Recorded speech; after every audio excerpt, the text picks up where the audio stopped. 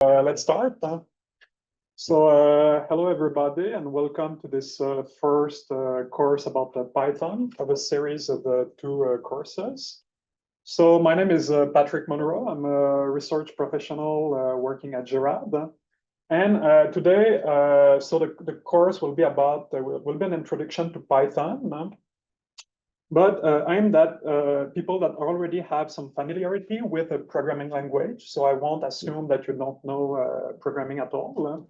And so the objective are mainly to learn the Python basics, so to learn the syntax and the different structures, different data types, different control structures of Python. But as well to learn, to get an introduction to some popular optimization and data science libraries like Pandas, Matplotlib, and Pyomo. So for the, as I've already mentioned, so I assume some familiarity with basic programming concepts. And this is quite important because you'll see I will cover a lot of materials, so not much more than what you would expect from an introduction to a programming class, because I assume that, for example, you already know what is a for loop, you already know what is if, else, and things like that, what a function is. And I will only, I will cover those fairly quickly, just to show how it works in Python. So what is the main difference between Python and other common programming languages? This will allow us to cover more material, so to go to talk about more interesting stuff. And as for the pedagogical approach that I decided to follow here is that we're going to solve an optimization problem. So learning Python will be so there will be some motivating example, which is a central example, which is this some optimization problem that I will introduce a bit later. And all of this this lecture and the lecture of next week will be about this problem. So hopefully you will like this problem. Okay, so after the brief introduction, we will, so the first part of the course will be about the Python fundamentals. And then in the last part of the second part and last part of the course, I'll talk about some libraries and data science and optimization libraries. And if time is left at the end, I will cover some additional topics. So, okay, so I think you all received yesterday an email about the tools that we're going to be using in this lecture.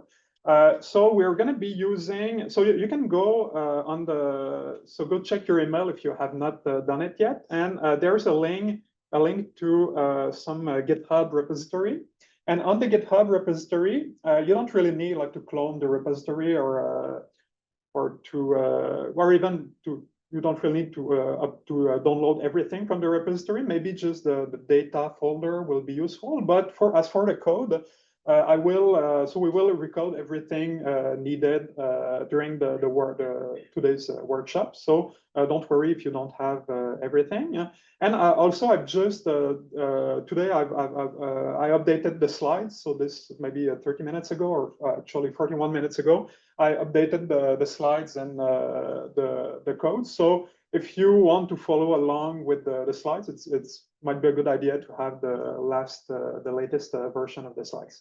So as I said, so in the README, we will. So you need to have Python installed. So it's better. I don't think it's even necessary to have 3.10, but it's better to have like some recent version of Python.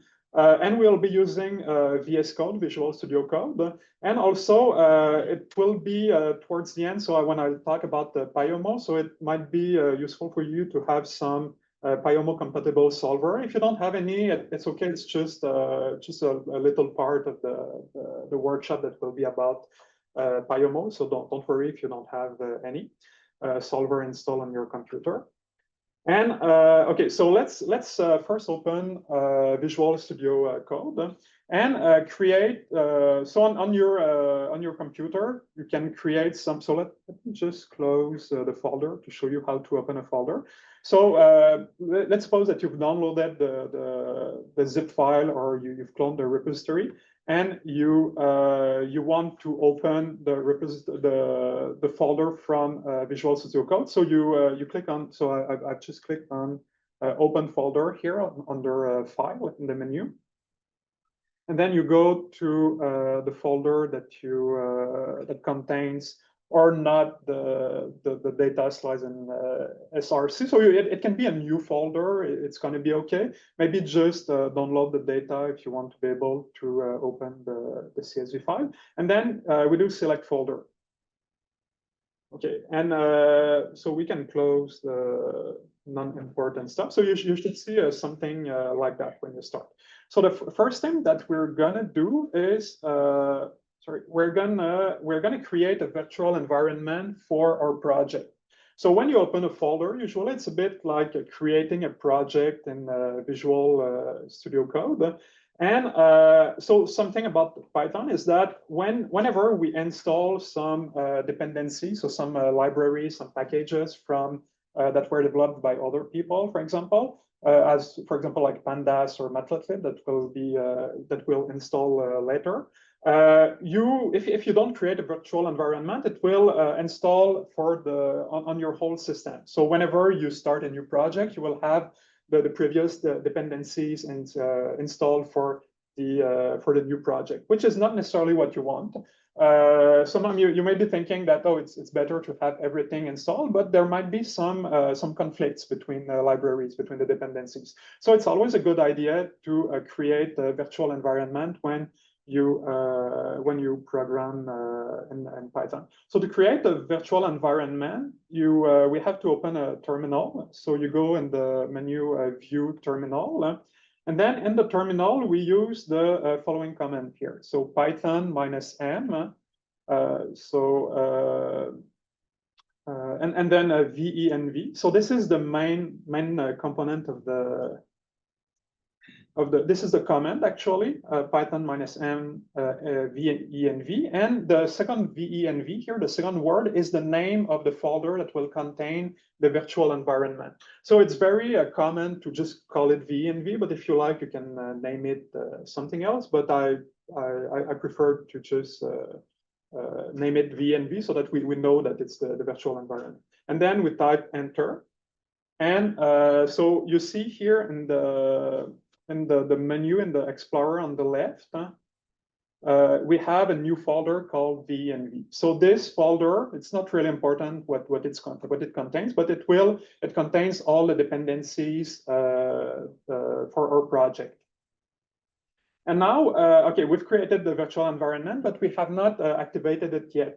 So to activate the virtual environment, you have to call either of the two following commands, depending on whether you're using Windows or Mac OS or Linux. So here I'm on Windows, so I type venv and I go under scripts and then activate. So like that. And then so this is the command for Windows. For if you're on Mac OS or Linux, you have to add the word source before the activate, and also the activate command or the activate program is not under scripts, but it's under bin. So it's venv bin activate. And once you activated the virtual environment, you'll see at the prompt here, you see the words venv in parentheses and in green. So it means that we are working right now inside of the virtual environment. So and this is what we want. So if you don't see the venv and the parentheses, you have to be careful, because it means that you're not in this specific virtual environment. You're simply in the global environment. Okay, great. So we can now start with some easy Python. So let's just create a new folder in which we will write the code. So let's call it a code simply.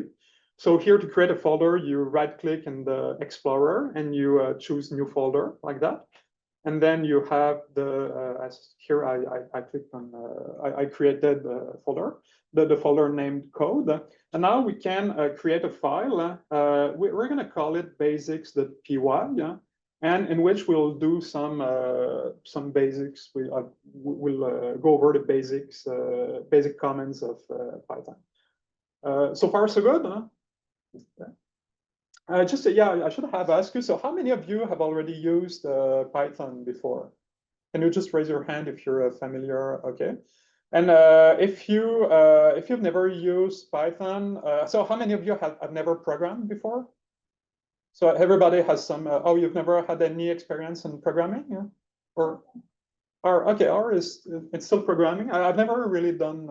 I've never really programmed in R, so I don't know the specifics of R. But I think you should be fine. It might be so the less experience you have with programming, probably the harder it's going to be today. But I think it's still manageable, especially if you've used R before. And how many of you have like a lot of experience with Python, or you feel like you're quite comfortable about it? Okay, that's great. That's why we are here.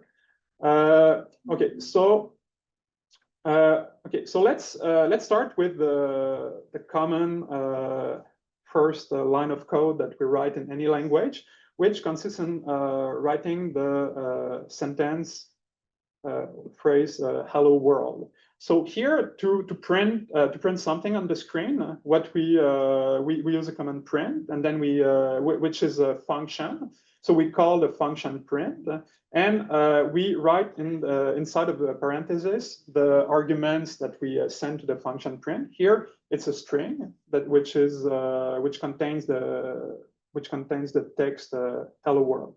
And to execute the string, the script, the Python script that's on screen right now, which is basics.py, you go to the top right corner of the screen and you click on the play button, so run Python file.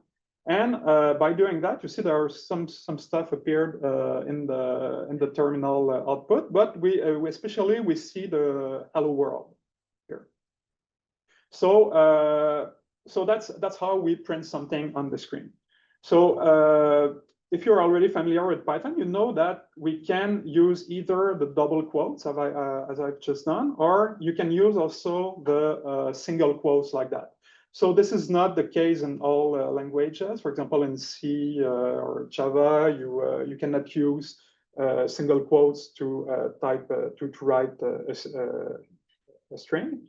And the usefulness of this, the fact that we can use both, is that we can actually mix them in a sense that if you have a string, if you have a text that contains an apostrophe, for example, or a single quote, and you want to print it on the screen, or you want to include it inside of a string, yeah, then for example, the sentence "that's fine." Then you have to use double quotes, because if you use single quotes, so let's try with single quotes. So if instead of double quotes you use single quotes, you'll see that the colors here are different. This means that because we have that here that corresponds to a string, and then we have something else which should be a Python comment. But actually, we meant it to be a string. So when we execute, you'll see a syntax error on the screen. So whenever you want to you want to include in your string a single quote, you have to use double quotes. And it's also true the other way around. So if you want to print on the screen a double quote, you have to use single quotes around your string. So for example, let's add here in the middle of the string a double quotes. So this is totally fine because we use single quotes to define the string. So now we have a new double quotes here. Okay, so yeah, so now we can do also some basic arithmetics.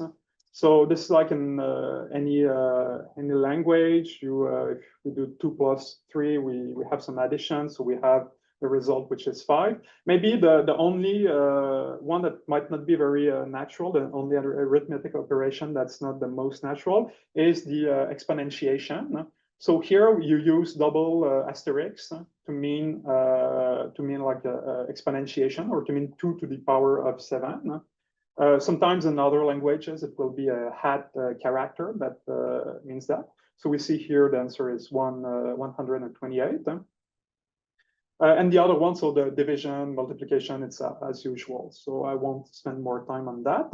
And last thing important is the comments. So sometimes, so in your code, usually you may want to add some comments to explain what's going on. For example, here we're going to add a comment to say that it's an exponentiation, because it might not be clear for us.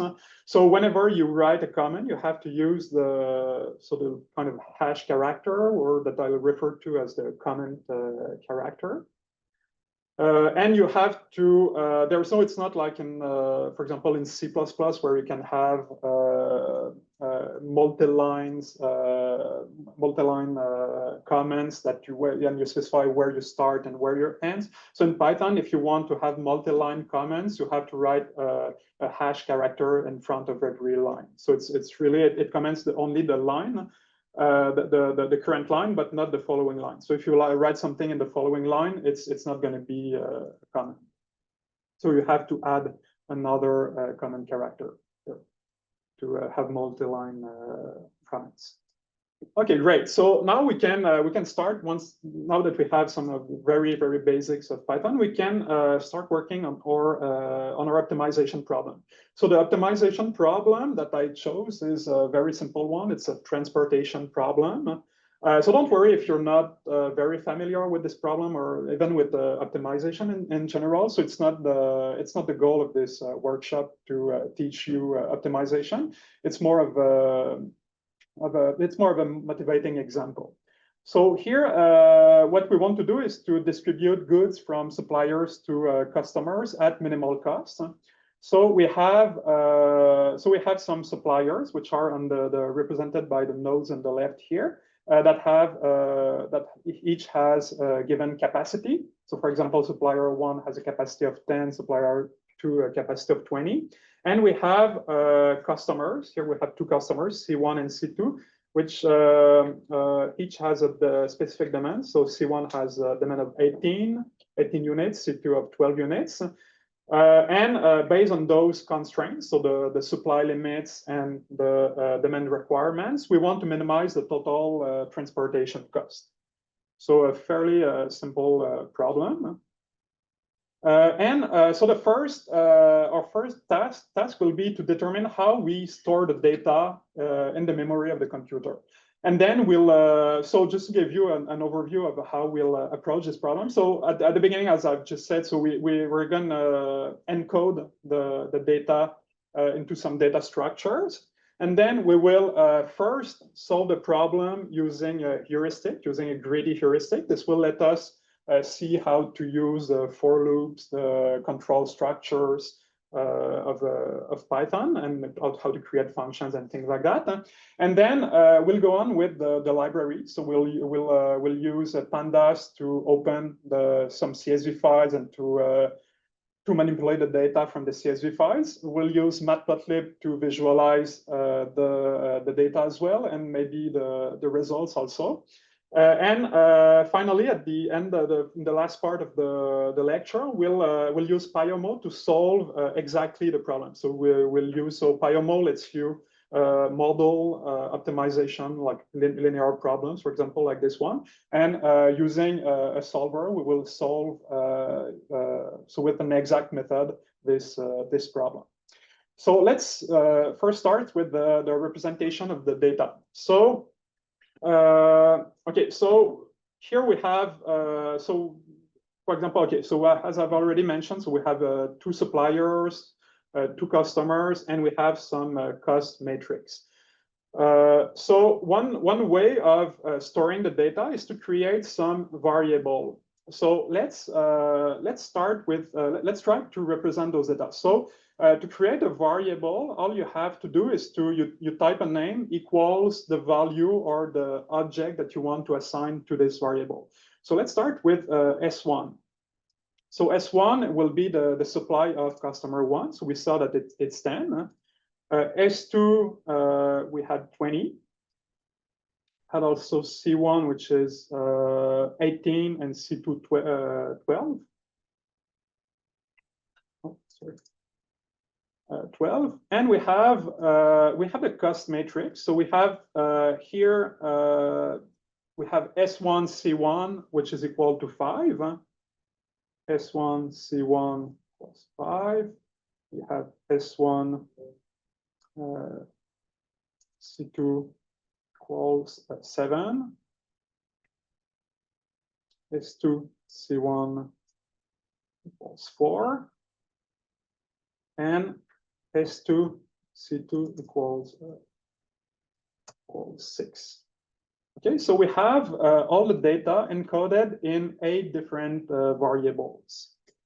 So we have all of this data here in 8 different variables. So here are just some comments about what I wrote on the screen. So as I said, to define a variable, and it's very easy in Python. You just type the name of the variable equals the equal sign, and then the value that you assign to the variable.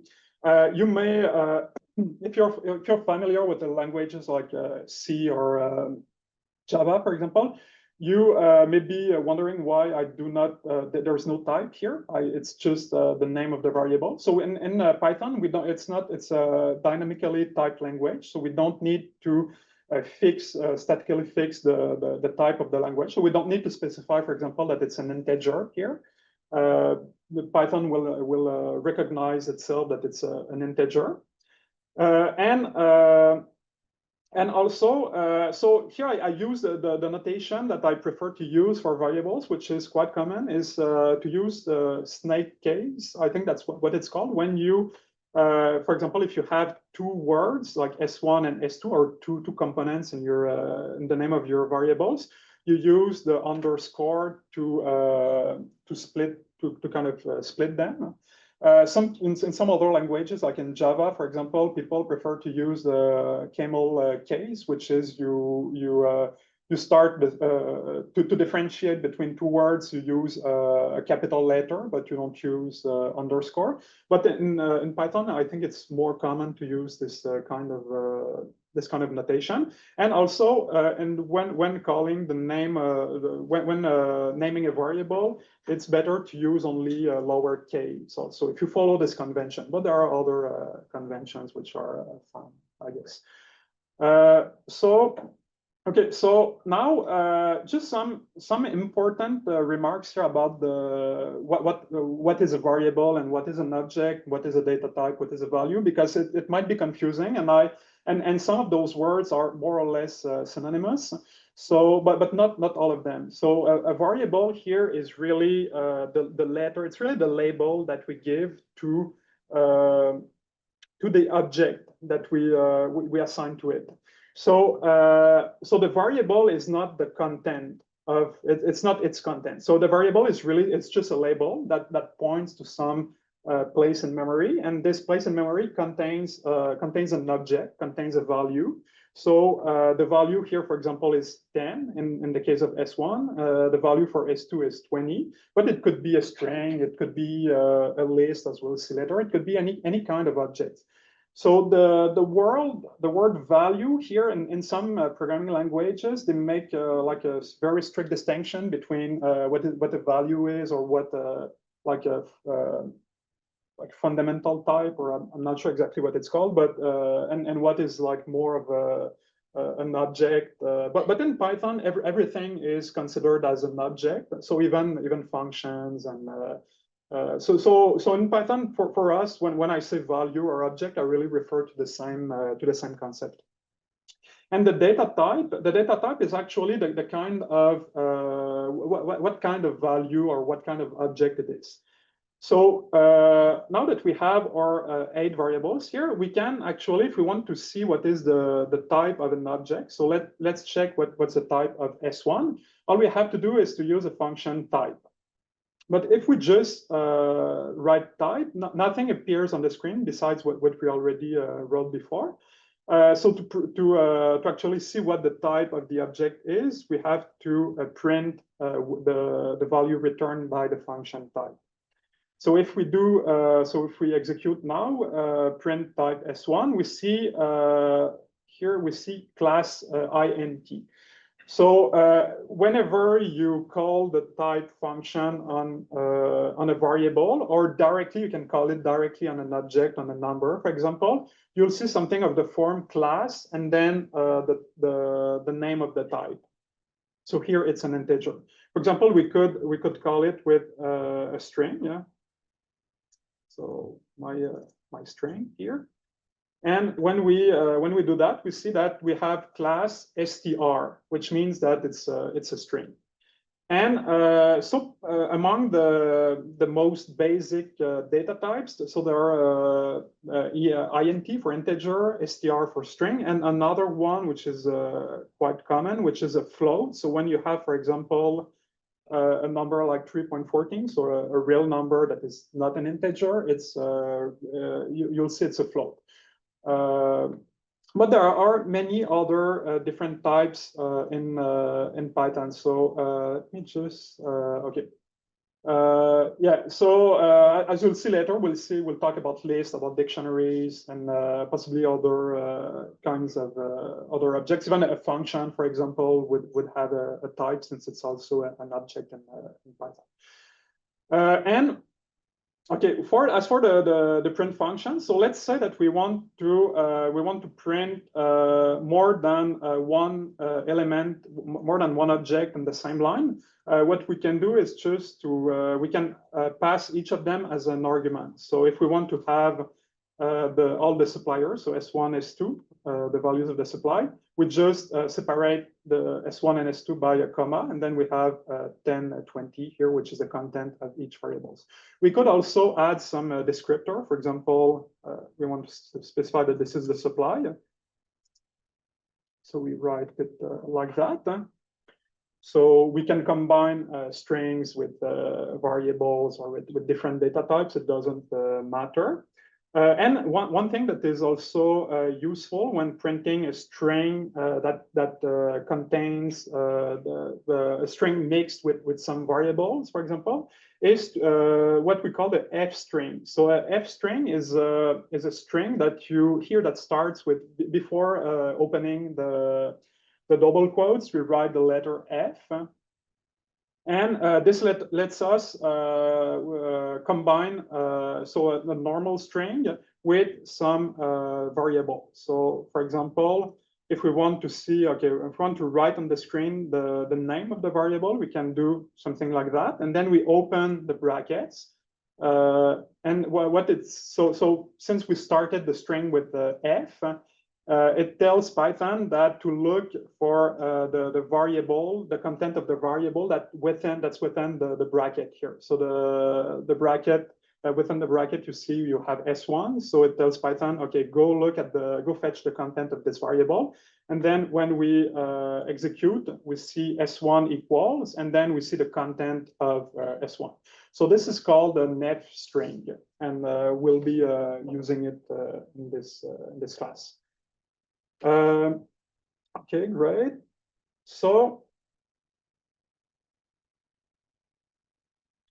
okay, so here is a list of different data types that are very common in Python. So there are also many other built-in data types, but also data types that you can load from a library, from different packages. So for example, today we're going to talk about data frames from pandas, which is also a data type. And you can also define your own data types using object-oriented programming, which we won't talk about today, but which will be the content of the part of the content of the next week's workshop. Okay, great. So now what do you think about this way of representing the data for our transportation problem? So here we have 8 variables. So 2 for the suppliers, 2 for the customers, so for the customers' demands, and we have 4 for the cost matrix. So is it a good way to represent the data? To have no? Yes. So okay, what if we had, instead of having just 2 suppliers and 2 customers, let's say we had 10 customers and 10 suppliers. So how many variables would we have to define in this case? So if you do, no? Yeah, 120. Yeah, 120, because we will have 10 variables for the supply, 10 variables for the demand, and we would need 10 times 10 variables for the cost matrix. So we'd have to type separately the 120 to define 120 variables, which is not very convenient. So it's probably just using simple variables like that is not it's not the best way, the most convenient way to represent the data. So what we can do is we can use a list instead. So a list is what in some other languages you could sometimes they refer to it as like a vector or as an array or something like that. It's not exactly the same thing. Here it's really it's actually more closely related to a linked list, probably. And but essentially what it is, it's a data structures that stores another collection of items. So here the keyword is, there are 2 keywords, so collection of items, so it's more than 1 items, but it's also ordered. So the order matters in the case of a list, which is not the case, for example, about if you use a set. We won't talk about sets today, but set is another collection of items, but in which the data is not, the items are not ordered. And when we mean, when I say order, what I mean also is that we can, so each, since our order, they each have an index that let us specify which element we want from which item we want from the collection. And okay, so let's create, let's store our data here in some lists. So I think it makes sense to have a list for the supply, maybe a list for the demand, and also a list for the maybe for the cost matrix. So how do we create a list? We just we use square brackets, and we type the numbers or the content of the list. So here, let's say that we want a list with 10 and 20 inside, so with the supply 10 and 20. So this creates a list, and now we assign it to some variable supply. We can do the same with the demand. So we had 18 and 12. And finally, we could write something like that for the cost. So 5746, 5746. And then we pass from 8 variables to only 3 variables. So one for each list. And now, okay, that's good. We were able to create some lists, but what can we do? How can we access the elements from the list? It's also very simple. We use again the bracket operator, the square bracket, sorry, and you type the index of the element. So I told you that in lists, all the elements, all the items are ordered, so they have each element has an index.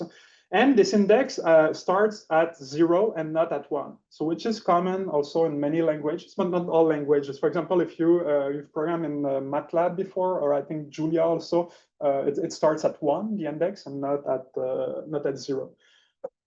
So let's say that we want to access the first element. So we type supply square bracket 0, and then we have here the value of supply 0, which is 10. And same thing, let's use cost because there are more elements. If you want the third element, you have to write cost of 2. So you have always to keep in mind that it starts at 0. So cost2 is the third element, which is this one here, which is 4. And this is what we see in the output window. One thing that is nice with Python that you not all languages have is that we can access from 2 elements from the end of the list. So for example, we can write -1, which says, okay, the minus here means that we start from the end of the list and we go, we take the first element from the end of the list. So, so this will give us the last element. So cost -1, which is the last element of the list cost, which is 6. And you can do that with other values. For example, let's take -2. So let's take -3 to have a different all the elements. So we have here this is the third element from the last from the end of the list, which is 7. Okay, great. So so one thing also to mention about lists is that okay, here we have a list of we have 3 lists of integer, but in general you can mix types inside of a list. So which is not the case in C, for example, or Java. So you can have an integer like that, but you can have also a string. You can have a float. You can even have a list within the list. You can create a second list that contains some elements, and this is perfectly fine in Python. In general, it's not a good idea to mix types inside of a list, because often what you want to do with lists is you may want to iterate over a list, and then you may want to apply some operations to each item of the list. And if the items are of different types, you may get some you may get into some trouble if you didn't think that there might be some different types in the list. So it's better in general to use like only one type in the list. But Python lets you do this kind of create this kind of mixed list. And then so if we access it, you'll see, for example, let's access the last element. You'll see it will return us a list, the list which is within the first list. Okay, and we have also some functions that we can apply on lists. So one of the most important one is the len function, so len, which returns the number of elements of the list. So for example, if we type len of the demand, it will return the number of elements in the list demand, which should be 2, as you see here.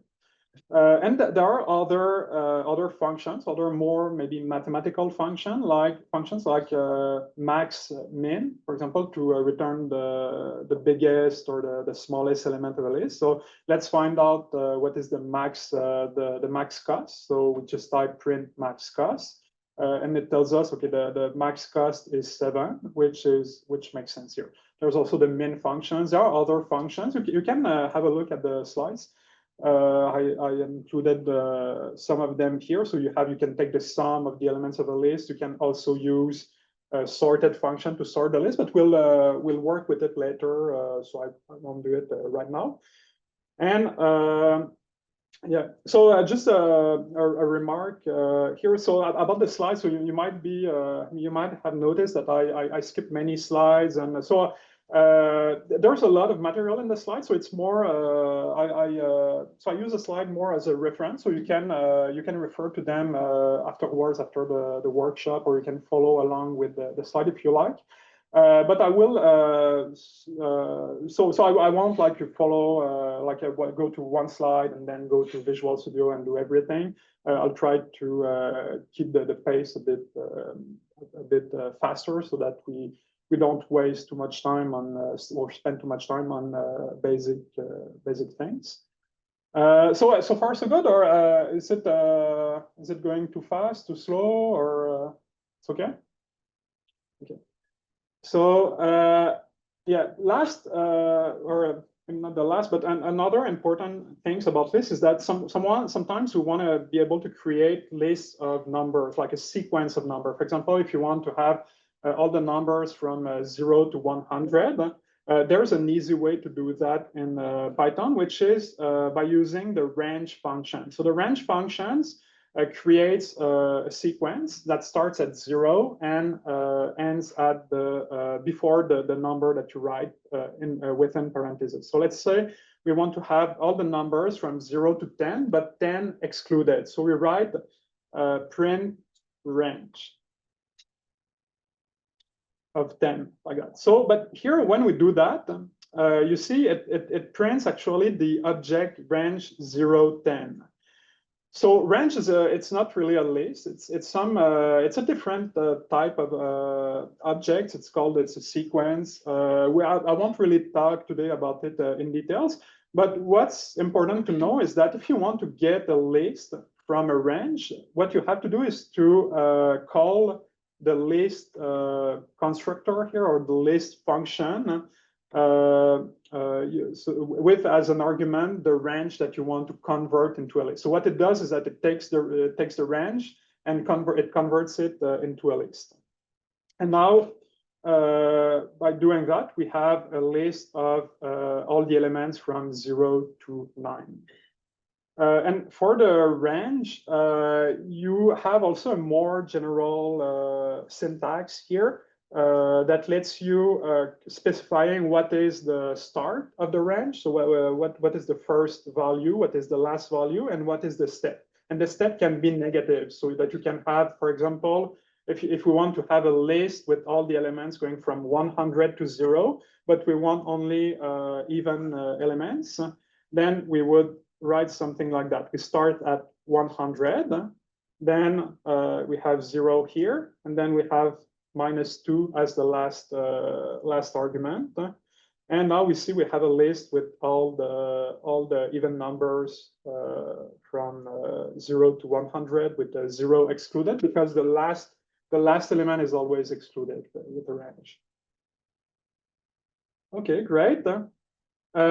Okay, so so far we've been using functions on some objects. So functions, it's just some kind of as you know, it's some kind of structure that lets you take some argument. So it lets you take some input and it produces an output. So there's another type of functions in Python, which is called a method.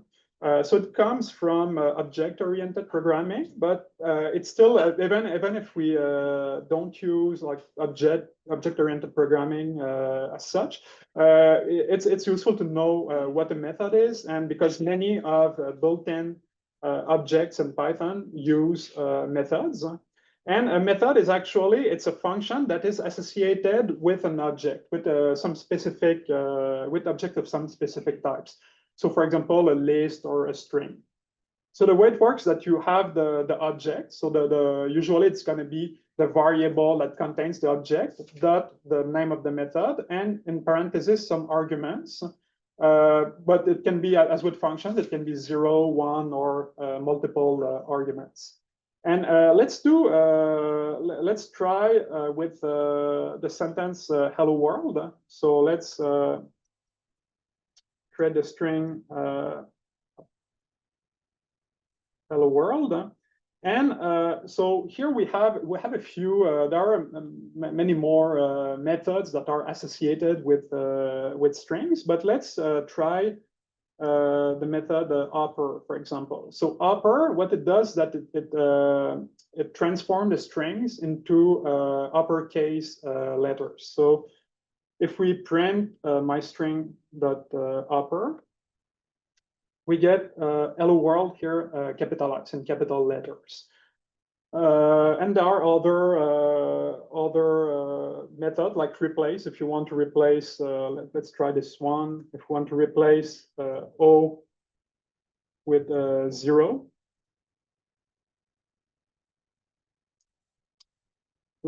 we use the replace function, the replace method, with as the first argument is the value that you want to replace, and the second one the value by which you want to replace it.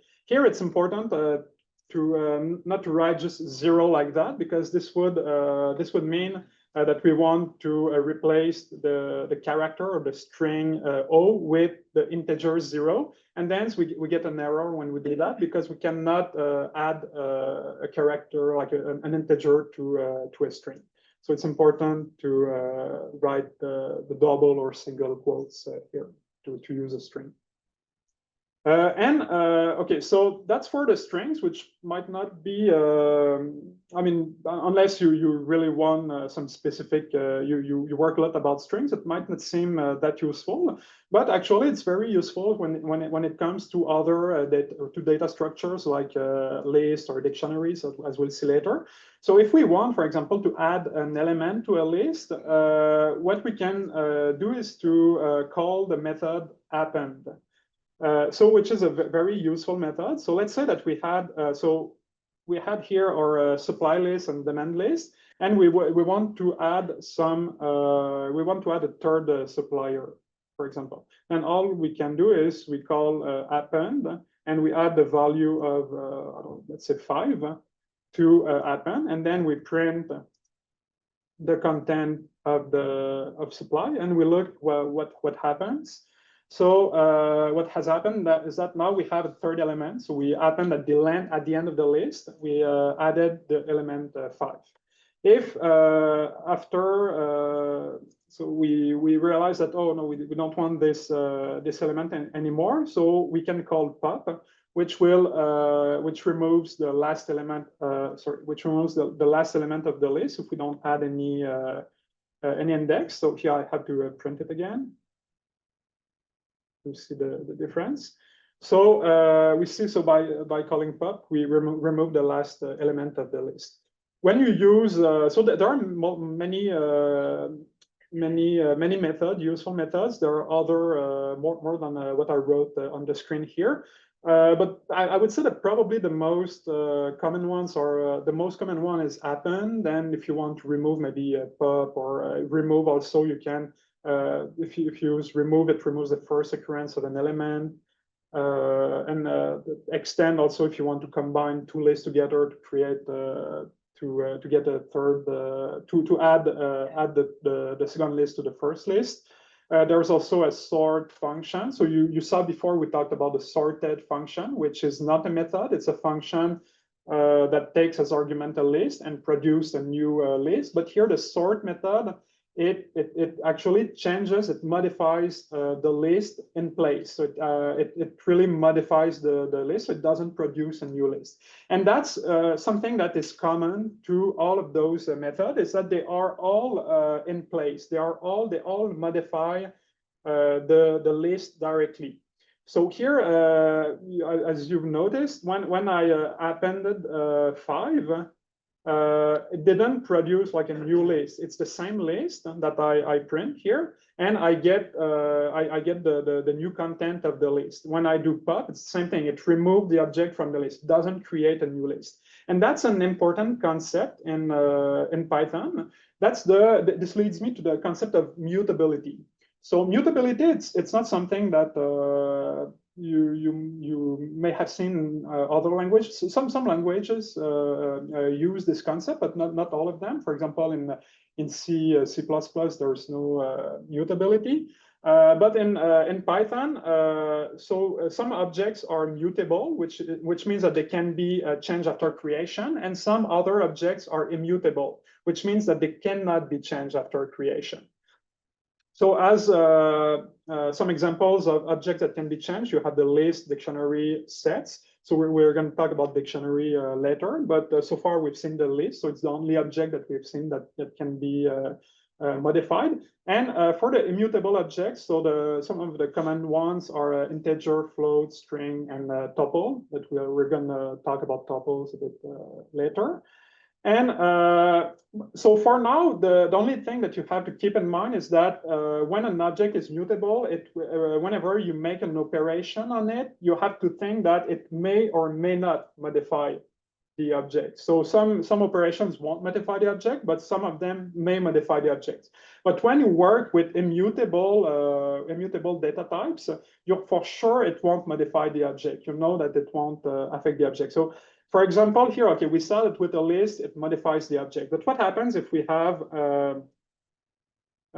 a string, for example, ABC here that I assign to the variable A. And what happens if we try to, I didn't mention it, but actually strings are a bit, they behave a bit like a list in the sense that you can access a letter by indexing the string. So for example, if I write A1, it will give me the second element. So it starts at 0 again, the second element of the string, which is B. And now you may be wondering, okay, is it possible for me to do to modify the second letter by doing something like that? I want to replace the character B with the character 2. So what happens if I do that?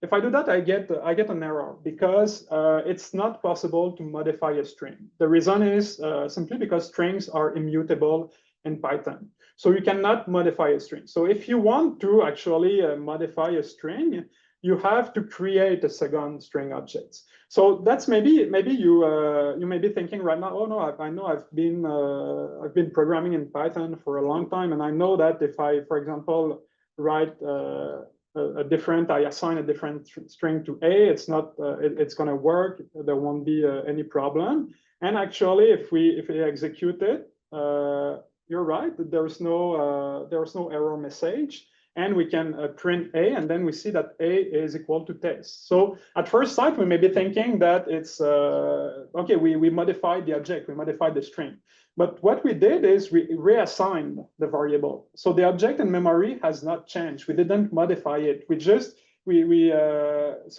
took the label A and we said, okay, the label A before it was assigned to ABC, to the string ABC, but now it's assigned to the string test.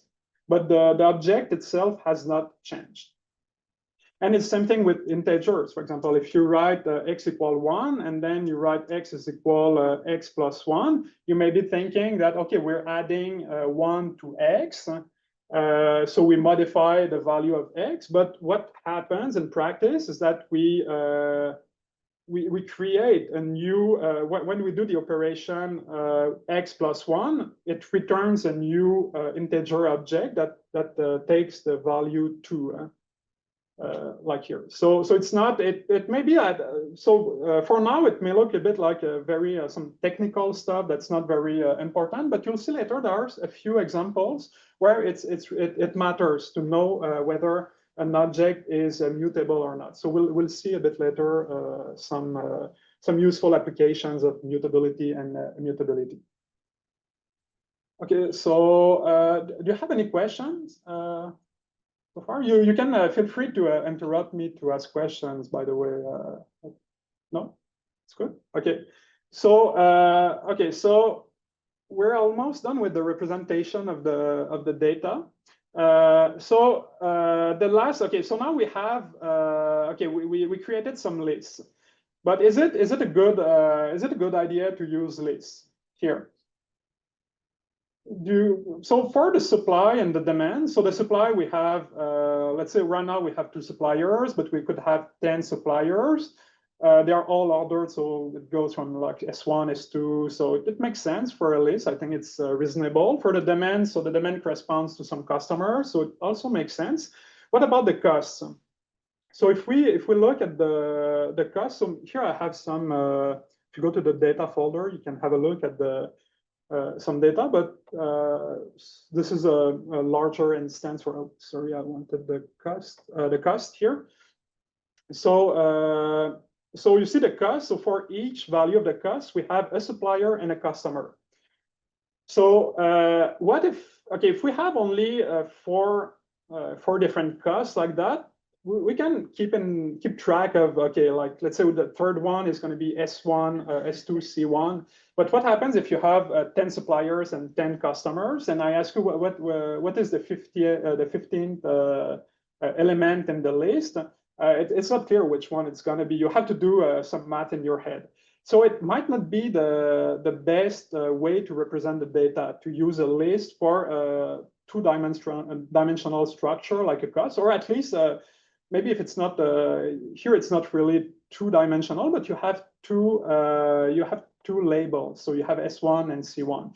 So when you have this kind of data that are not just linear, are not ordered, it may make sense to use something else. And what we're going to use is a dictionary. So a dictionary is just a data structure that stores data as key value pairs. So the key is like the label of the data, and the value is the content or the object of the data. So if you've used like a Java or C++, often I think it's called a map in those languages. So it's the same concept essentially. But in Python, it's called a dictionary. So the way we define the dictionary is like in the syntax here. So we use, instead of using the square brackets as were used for a list, we use like those brackets like that. And you type the name of the key and then the value, and then you use a comma to separate the different elements. So we can actually, we did it for the supply and the demand, we use list, but it would also make sense to use a dictionary, because we have the name as well of the suppliers, like S1, S2, and same thing for the demand. So whenever I create a dictionary, I like to write what is the key as well as the value. So I start with the value, so supply, and then I use like by to say how it's going to be arranged in the dictionary. And then we can write, for example, supplier, or we could write just SUP or something, whatever you like, if you don't like to have longer names for your variables. And then we open the brackets, and we type the name of the supplier, and we type the value. So S1, 10. So this is the first supplier, and we have the second supplier, S2, 20. And to access an element in a dictionary, it's very similar to how we access an element in a list. We use the square brackets, but instead of using an index, we use the name of we use the key here, essentially. So S1, and then we can print the value of the element corresponding to S1. So we see it's 10. S1. So if we replace it with 2, we'll have we should see 20 here. Okay, so that's great. We can do the same for the demand. So we have demand by customer, and we have C1, 10, C2, 12.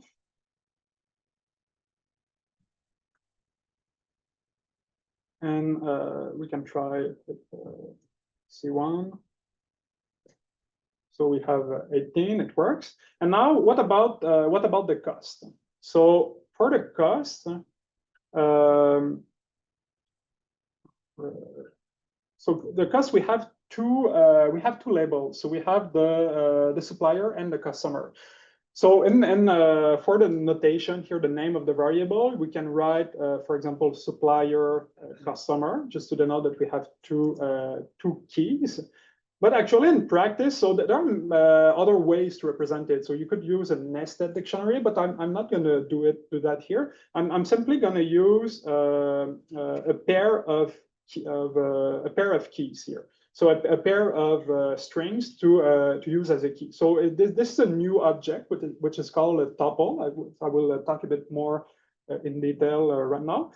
So that we define by using a normal parenthesis, and you type the elements that you want. For example, S1 is the first element of our pair, and we have C1, the second element of our pair. Then we use the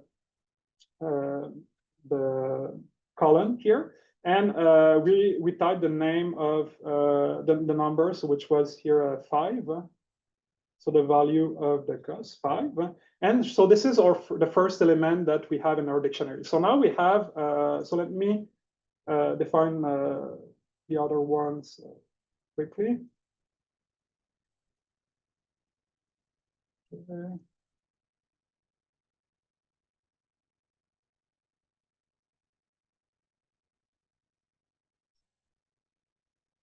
we have 5746.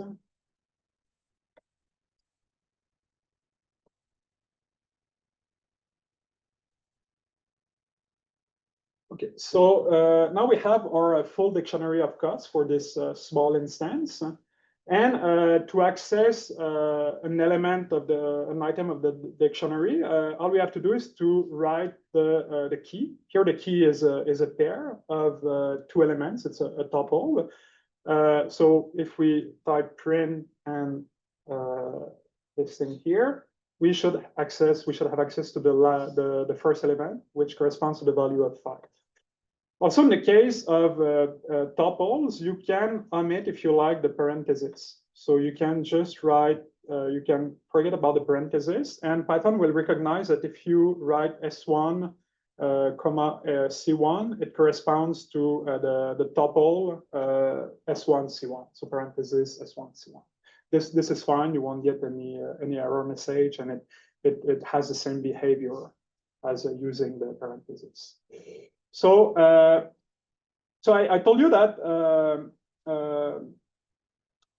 immutability is important sometimes in Python. So that's one place where immutability is important, because so you might be thinking, okay, why can't we use here a list instead of introducing this new concept of a tuple? The reason is that a list is mutable. And so since it's mutable, since it's changeable, it cannot really be used as a key. It cannot be used as an index of something, because if you have the index, but the index is changing, it won't work. So I think that dictionaries are represented as hash tables in the memory. So you cannot have the value of your hash table changing. So that's why you need an immutable object. So whenever you define a dictionary, you can use whatever kind of object you like, as long as it's immutable. For example, it could be a string, because we saw that we cannot modify strings.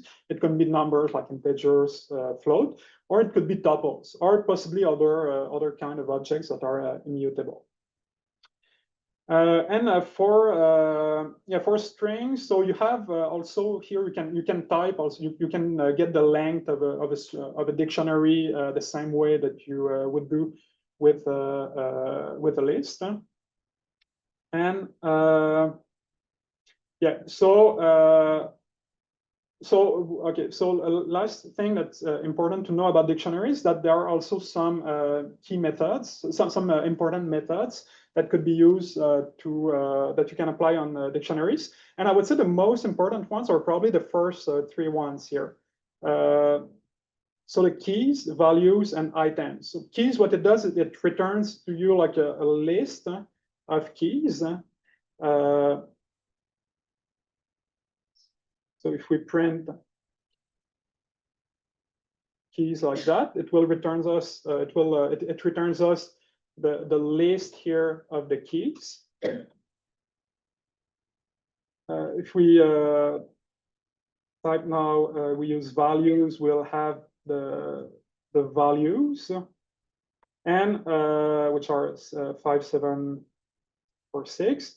And finally, we can also print the whole thing, so the keys and the values also as a tuple. So you see that we have two tuples that are nested one in the other. So the author tuple corresponds to the combination of keys and of the key and the value, but the key is a tuple here. So so if you want to see with a simpler example, we can use supply by supplier and look at the items, for example. And then we'll have a list of the key here of tuples corresponding to the key and the value. So it's always the same structure, the same. It always works the same way when you use items. So here I said it's a list, but it's not really a list. In practice, you see, if it were a list, we would have only the part here that's inside. But we have something else. We have here dict items, dict keys, dict values. So this is what it's called a dictionary view.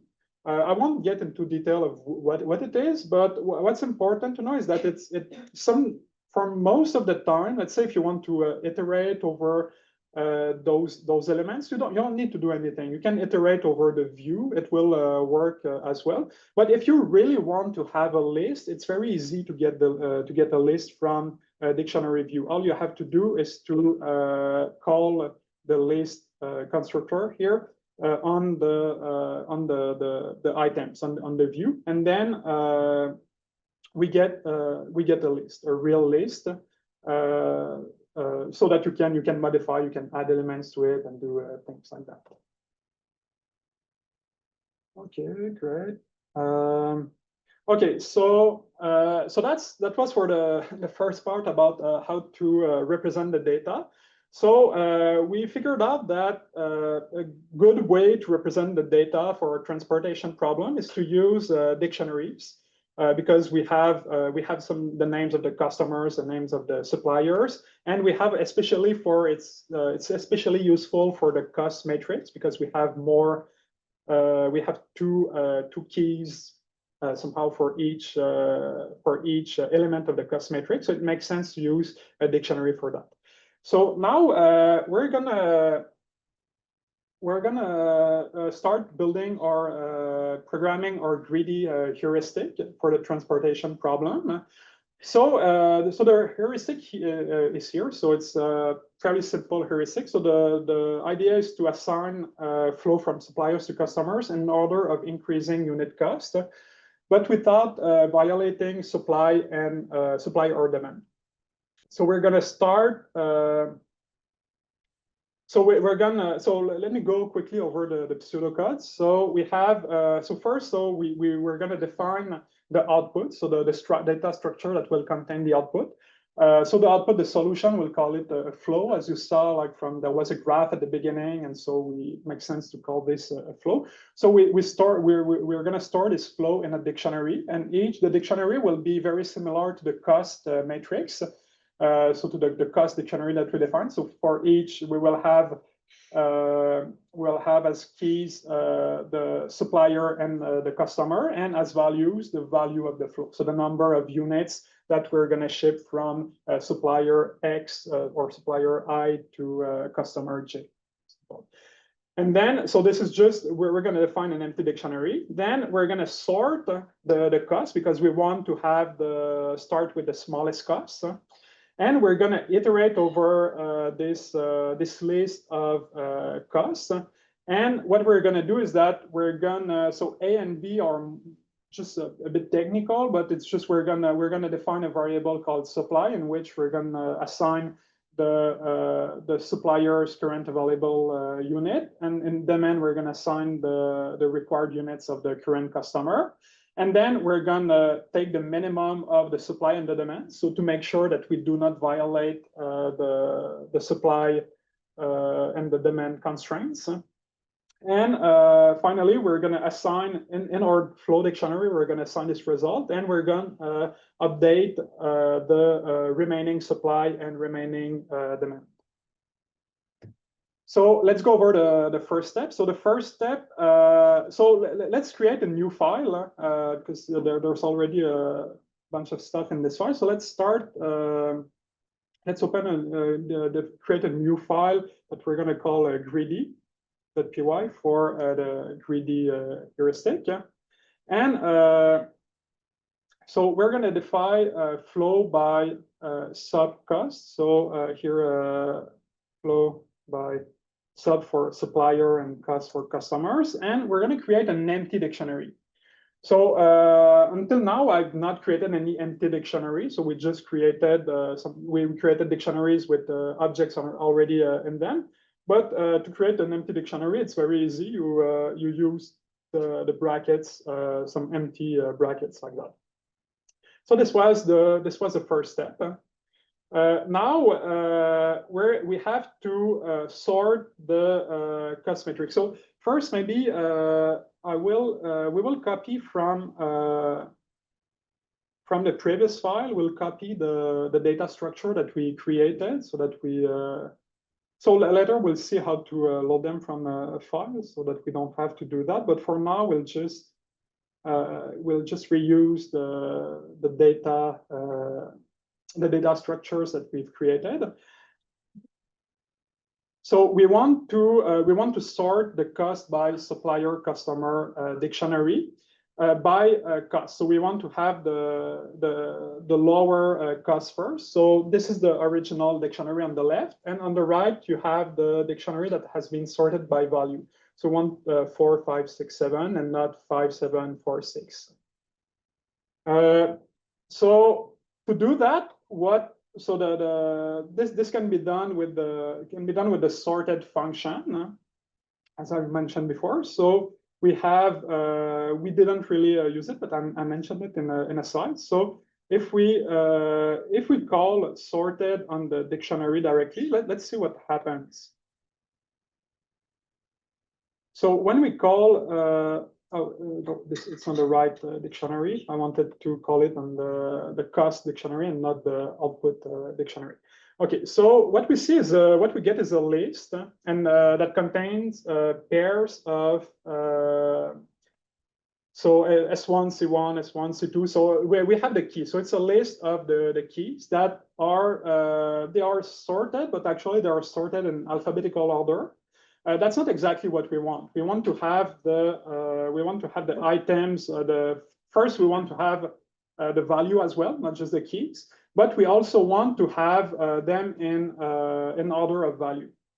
So if you remember, so we saw that in order to have a list of the pair key value, we have to use the items method. So let's try it. Let's try to sort the list that is returned by the items method. So now we have something that makes more sense. We have a list of tuples of pairs, and each pair corresponds to a key and a value. But the problem is, if you look carefully, you'll see that what are the values here? We have 5, and then 7, and then 4, and then 6. They have not been really sorted. So do you have any idea why it's the case? Because we specified sorted here. So why didn't it work? Or did it work? Or does anybody know why we don't have? Because it's the keys as well. Yeah, exactly. So what it sorts it's the full list here, and the list contains pairs of keys and values. So when you want to sort a list of pairs or a list of tuples, you sort them by kind of I don't know, like alphabetic order or dictionary order. So you start with the first element of the outer pair. Here is the key. So you first sort by key, and then you sort by value. So that's why we have actually just the dictionary elements sorted by keys and not really sorted by values. So in order to specify that we want to sort by value, we have to use the key optional parameter of the sorted function. So the sorted function, so far we've called it only with one parameter, but there's an optional key parameter. So whenever you see something like key equals none or reverse equal false, it means that it's an optional parameter. You don't necessarily have to use it, but you can use it if you want. And the key tells, so it corresponds, so you should pass to the key parameter a function that will tell Python how to sort the objects. So it takes the objects, and you should return, okay, this function should return the value by which the elements are going to be sorted. So in this case, what we want to get is the cost, so the value of the cost of our dictionary. So to do that, what we have to do is we have to define a function, and let me just define the function maybe above here. Just so that we don't have it in the way while writing the algorithm. So to define a new function in Python, you use the keyword def, and we can call it getCost because we wanted to return the cost of a tuple, and let's call it the cost tuple. So the cost tuple corresponds to something like that, or actually more precisely, it will be an element of this list here. So it's a tuple containing, so the first element is a tuple as well, and the second one is the cost. So it's an integer or float in general. And what we want to get is the second element. So we want to return is tells what is the value returned by the function. So we want to return cost tuple and the second element. So the element number 1, remembering that the index starts at 0.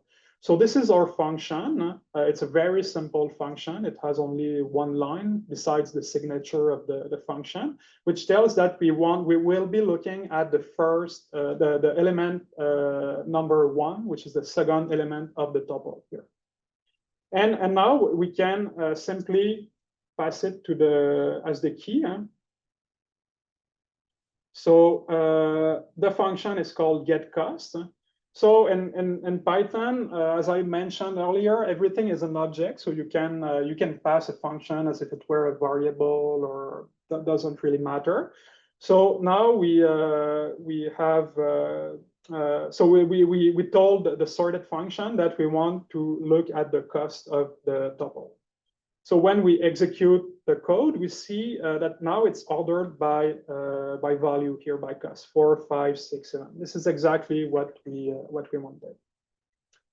So maybe you may be thinking that it's not really, it's a bit complicated. Here we have to define a function just to tell how to sort the dictionary.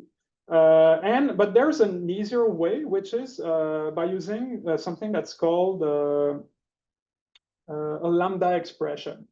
So a lambda expression doesn't exist in every language, but it's an anonymous function. So it's a function. Usually, when you have a function that you don't want to reuse in your code, so you use it only once. For example, with the sorted function, it's not something that we're going to use everywhere. It doesn't necessarily make sense to attach a name, attach a label to this function.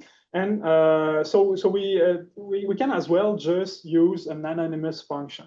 And that's the goal of a lambda expression. So the way a lambda expression works, that you use the keyword lambda, then you write the parameters. In our case, there's only one parameter. And then you write the expression that you want the lambda expression to calculate, to compute, and to return. So for us, the lambda expression will look like that. So we have here I could use again the same parameter, cost type tuple, but it's common to use because it's anonymous and it's not meant to be read by many people. It's really an implementation detail. We often use X, Y, Z, or things like that, but you could write whatever you want for the name of the parameters. And then we say, okay, we're going to return the first element of the tuple. And so this is our function. So what we can do here is just replace lambda x x1. We replace actually the getCost function inside next to the key by lambda x colon x1. And what it tells is that, so this tells, okay, lambda, so we are going to use this argument and we're going to return x of 1. So don't do that if you have a function of 20 lines, because it's probably possible to write it in a lambda expression, but it's not going to be readable. So it's very useful when you have short functions that are not meant to be reused, and you want the information to be contained all at the same place. Because if we use the cost function, then you had to go back to say, okay, how is the cost function defined? But here you have all the information in a single line. So that's very useful. And again, we can run it again, and we'll see see what we get. So we get the same exact results. Okay. Okay. Let's now go over the for loop. So over the iteration. So we said here we want to iterate over all the costs. So now our costs have been ordered by cost. And we can actually iterate over them using a for loop. So the for loop is it's a bit like in any other language. So it takes an element, it goes through a list of elements one by one. So in Python, the main difference with the for loop is that it works with a list or with iterable directly. So you don't. It's not like in C where you have to specify. Okay, the index starts at 0 and then you do +1 and things like that. Here it's really you say, okay, you pick an element. So let's call it we call it cost tuple, for example, and so we're gonna actually assign this list that we created. So we printed it, but let's assign it to some. So let's call it sorted cost, for example.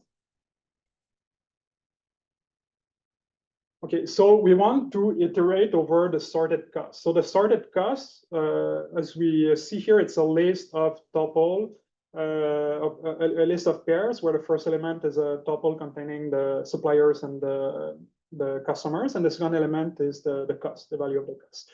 So the way you would iterate over a tuple is like that. So you use for, you specify the name of the variable, the name of the iterator, if you like, that corresponds to iteratively to each element of the sorted cost list.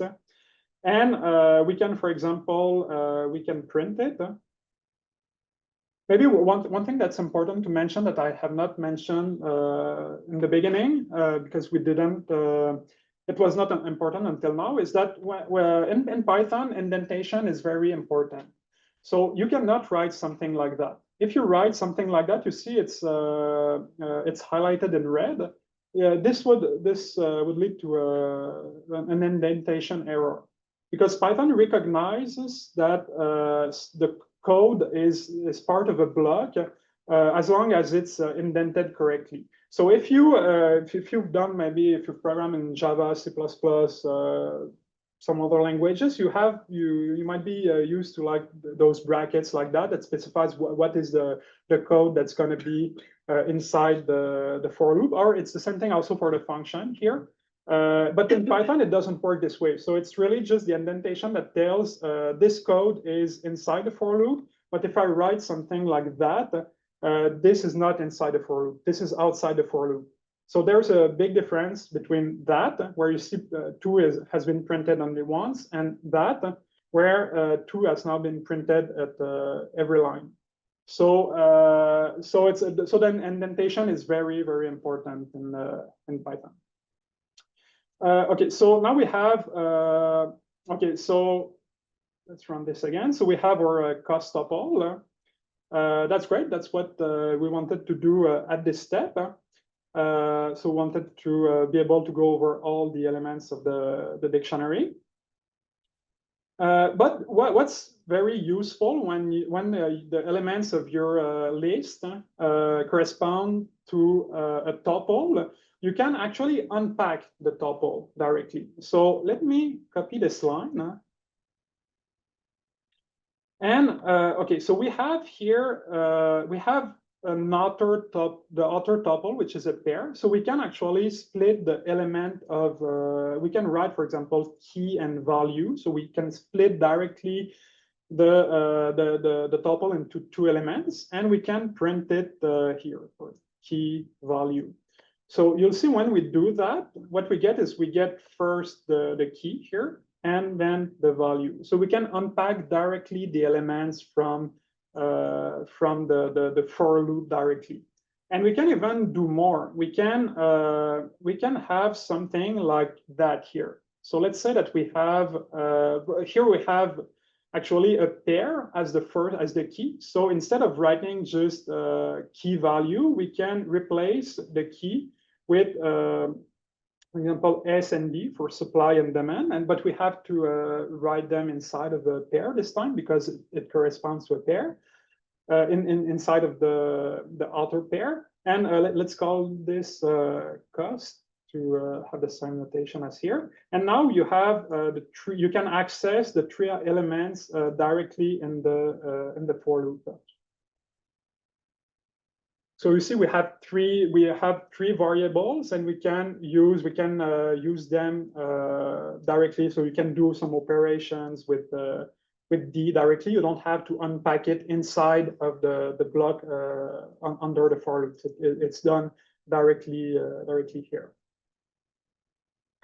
Okay, great. So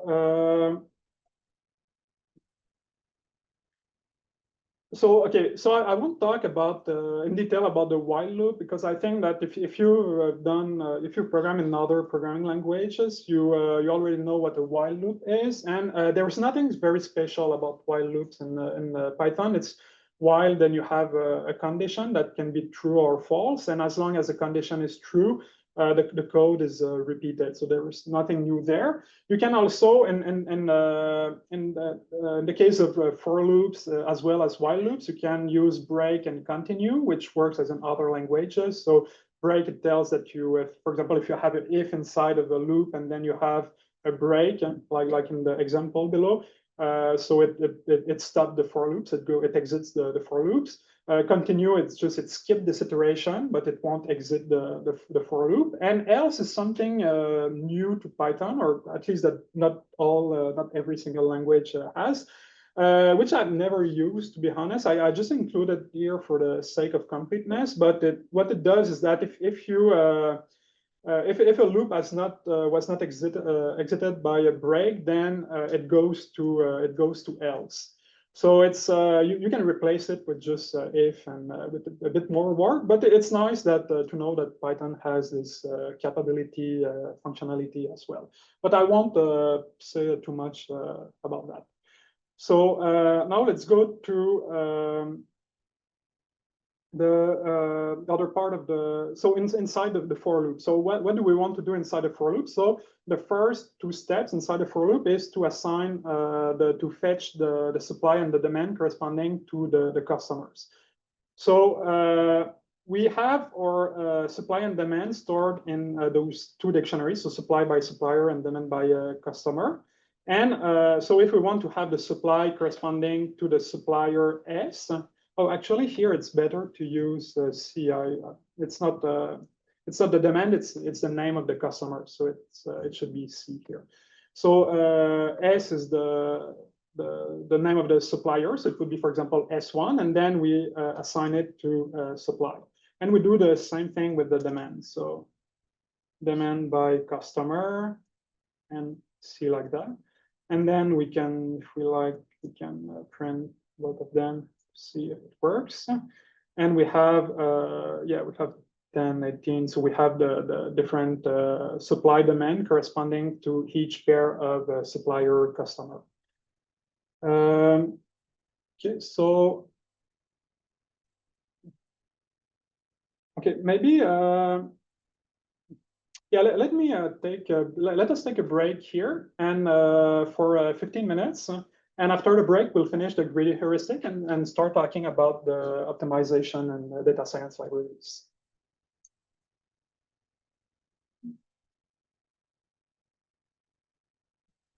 Will be executed if none of the conditions above were satisfied. And so you can have also just if alone if you don't need to add the other conditions below if you don't want to. So let's do that. So here it's going to be very simple because I wrote the decision process. So the decision process here that we do is that if supply is bigger than demand, then the minimum of demand and supply is demand. So we are going to assign demand to quantity. Else, if supply is less than demand, then it's supply that we assign to quantity. And otherwise, so if none of them is bigger than the others, this means that they are equal, and then we can assign either supply or demand to a quantity. Here it doesn't really matter. So let's write that. So if supply is it's bigger first, so it's bigger than demand. So we define the variable quantity equals demand. And if demand is, or I think it was supply less than demand, we assign to quantity the value supply. And else, when they're equal, we assign the quantity any of the two, the supply. Okay, so let's print quantity. So we can, let's reuse something that we use at the beginning, f string, just to because many strings are going to appear on the many. So that we have many output now, so it makes sense to add some labels to those outputs. So let's print the value of the quantity variable every time. So we have okay. So we have quantity is 18. So when so we printed here the supply and the demand. So it's so 18 is the smallest of the two. Then we have 10, which is the smallest of 10 and 18. Then 12 and 10. So it works. So we were able to calculate the minimum of the two variables, of the two quantities. So that's great. We're almost done for heuristic. Now, what we so we have this is the solution actually for the customer for supplier S and customer C. So what we can do is the next step is to assign quantity from the current supplier to the current customer in the flow dictionary. So remember that we defined that step one, we defined an empty dictionary, the flow by sub cost, so flow by supplier customer dictionary. So we can assign the quantity to corresponding to this supplier and customer. So I'm not sure if I explained how to assign to add a new quantity to or a new pair of key value to a dictionary. Maybe I skipped it. So when the case of a list, you saw that to add a new object to the list, we use the append method. In the case of a dictionary, you use you actually all you have to do is to access the element corresponding to, so you write the key. So you open the square brackets, you write the key. So the key here is S. So the name of the supplier, which is in the variable S, and the name of the customer, which is in the variable C. And then you just write equal. So if the key already exists in the dictionary, it will replace the key. So remember that a dictionary is mutable, so you can modify it. But if, like in this case, the dictionary is empty at the beginning, so it will create a new key and it will attach to this key a quantity. So that's how you add elements inside of a dictionary. Is it clear for everybody? Yeah. So. So now we're going to print at the end of the loop. So remember that the indentation is important. So when we write a print like that, we're outside of the loop. So this means that it will iterate 4 times. And then at the end, we print the dictionary only once. So let's make sure that we have our solution in the dictionary. So you see, so this is our dictionary. So we have the solution, so which is assign 18 units to the supplier, to the flow going from S2 to C1, 10 units to S1 from S1 to C1, 12 units from S2 to C2, and 10 units from S1 to C2. Yeah. So okay, so we're almost done, but actually, does this work? Is this if you look at the results here, do they make sense? So if you remember, maybe you don't have in mind the quantities, but we had for the supply, we had from S1 we had a supply of 10. So is it possible to assign from S1 to C1 10, and then from S1 to C1 assign another time 10?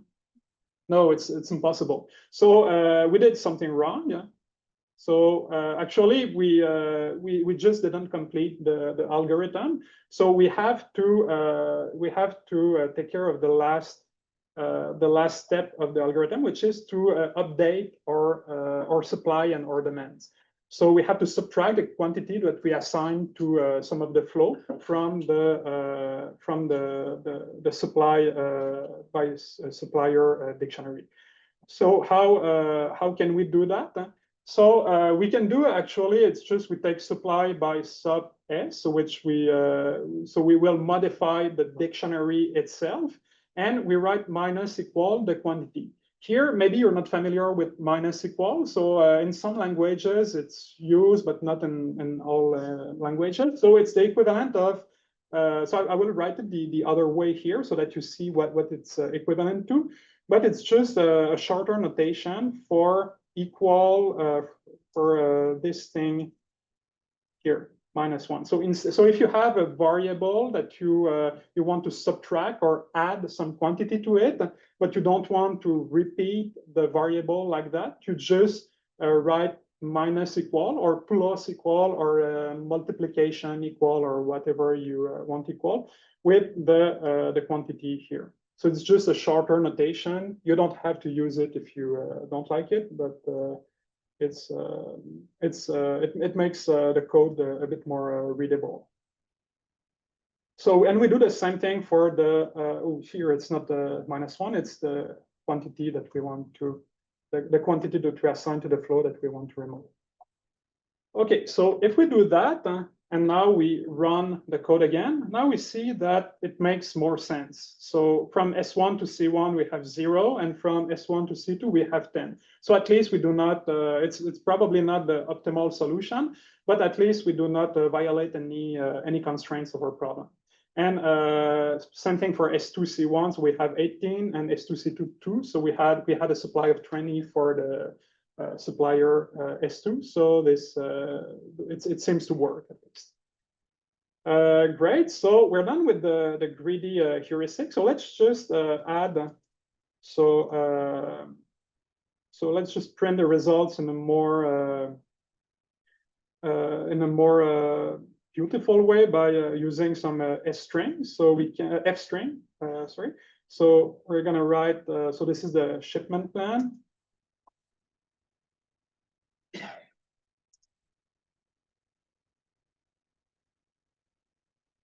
Okay, and we can as well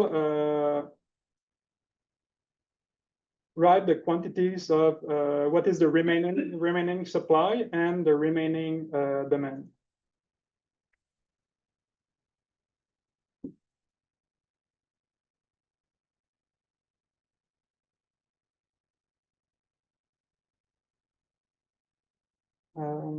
Now when we execute it, so we have the shipment plan and we have the remaining supply and the remaining demand. And it's fine. There is no remaining supply and no remaining demand. That's what we wanted.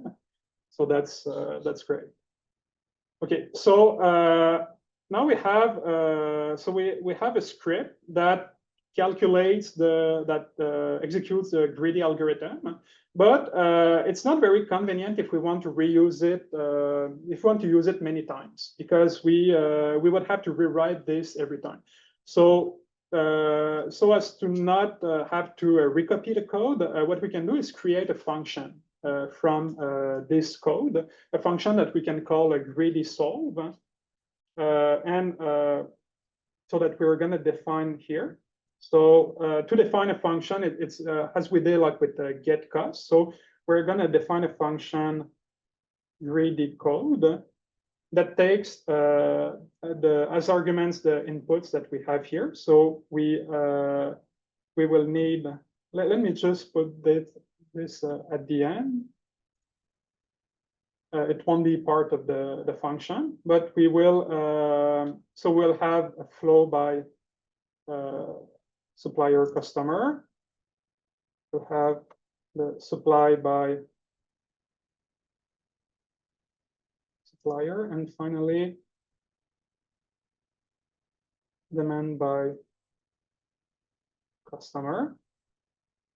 And as with the for loop, so we then, as I told you a couple times, the indentation is very important. So we have to indent the whole block of code.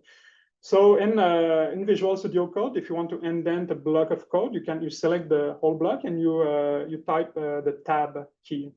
So it indents everything at the same time. If you want to unindent it, you press. Oh, sorry. What did I do? You press Shift and Tab, and it removes the indentation. So it's very useful to know this little trick. It's used in many other editors as well. So now we have our functions, function greedy code.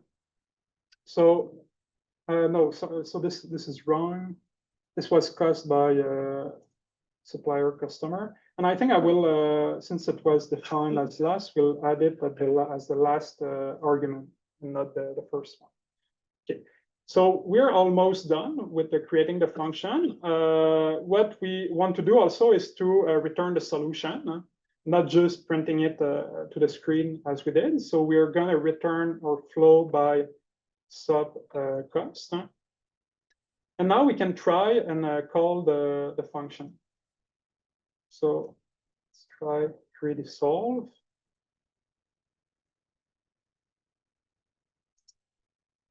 Okay.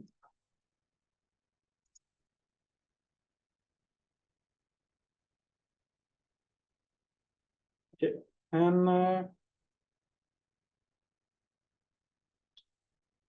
oh, greedy code. No, this was greedy solve that I wanted to call it. Okay, so let's execute the code. Okay, so what happened? Okay, that's great. So there was no error message, and it printed the results. We can check. We didn't store the return value inside a variable, so we can let's call this sol simply. So the solution, and let's print the content of sol. So let's write sol like that. So we see here sol. It has the solution dictionary. Now let's suppose that we want to know what is want to have also the remaining supply and the remaining demand. Then what we can do is, like in Python, we can return more than one argument.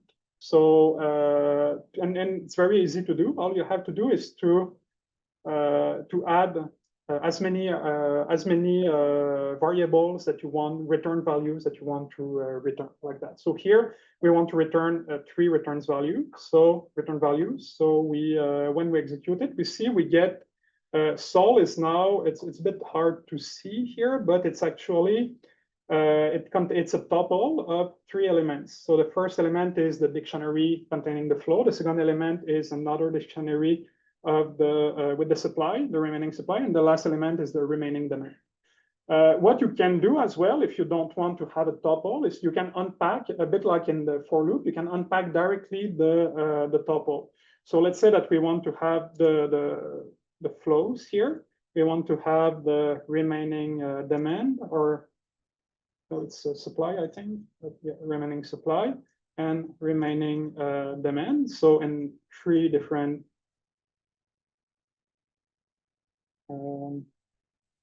different variables, which makes it more convenient to access each of them. You can do it as follows.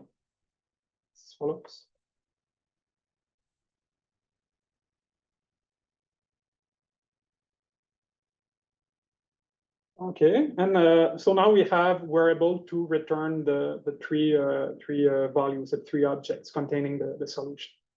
Okay, that's awesome. So what happened now to supply by supplier and demand by customer? So we pass them to as argument to the function. Inside the function, so we receive them as supply by supplier. It could have been different names. Doesn't matter here. It's exactly the same name, but I could have used a different name inside the function.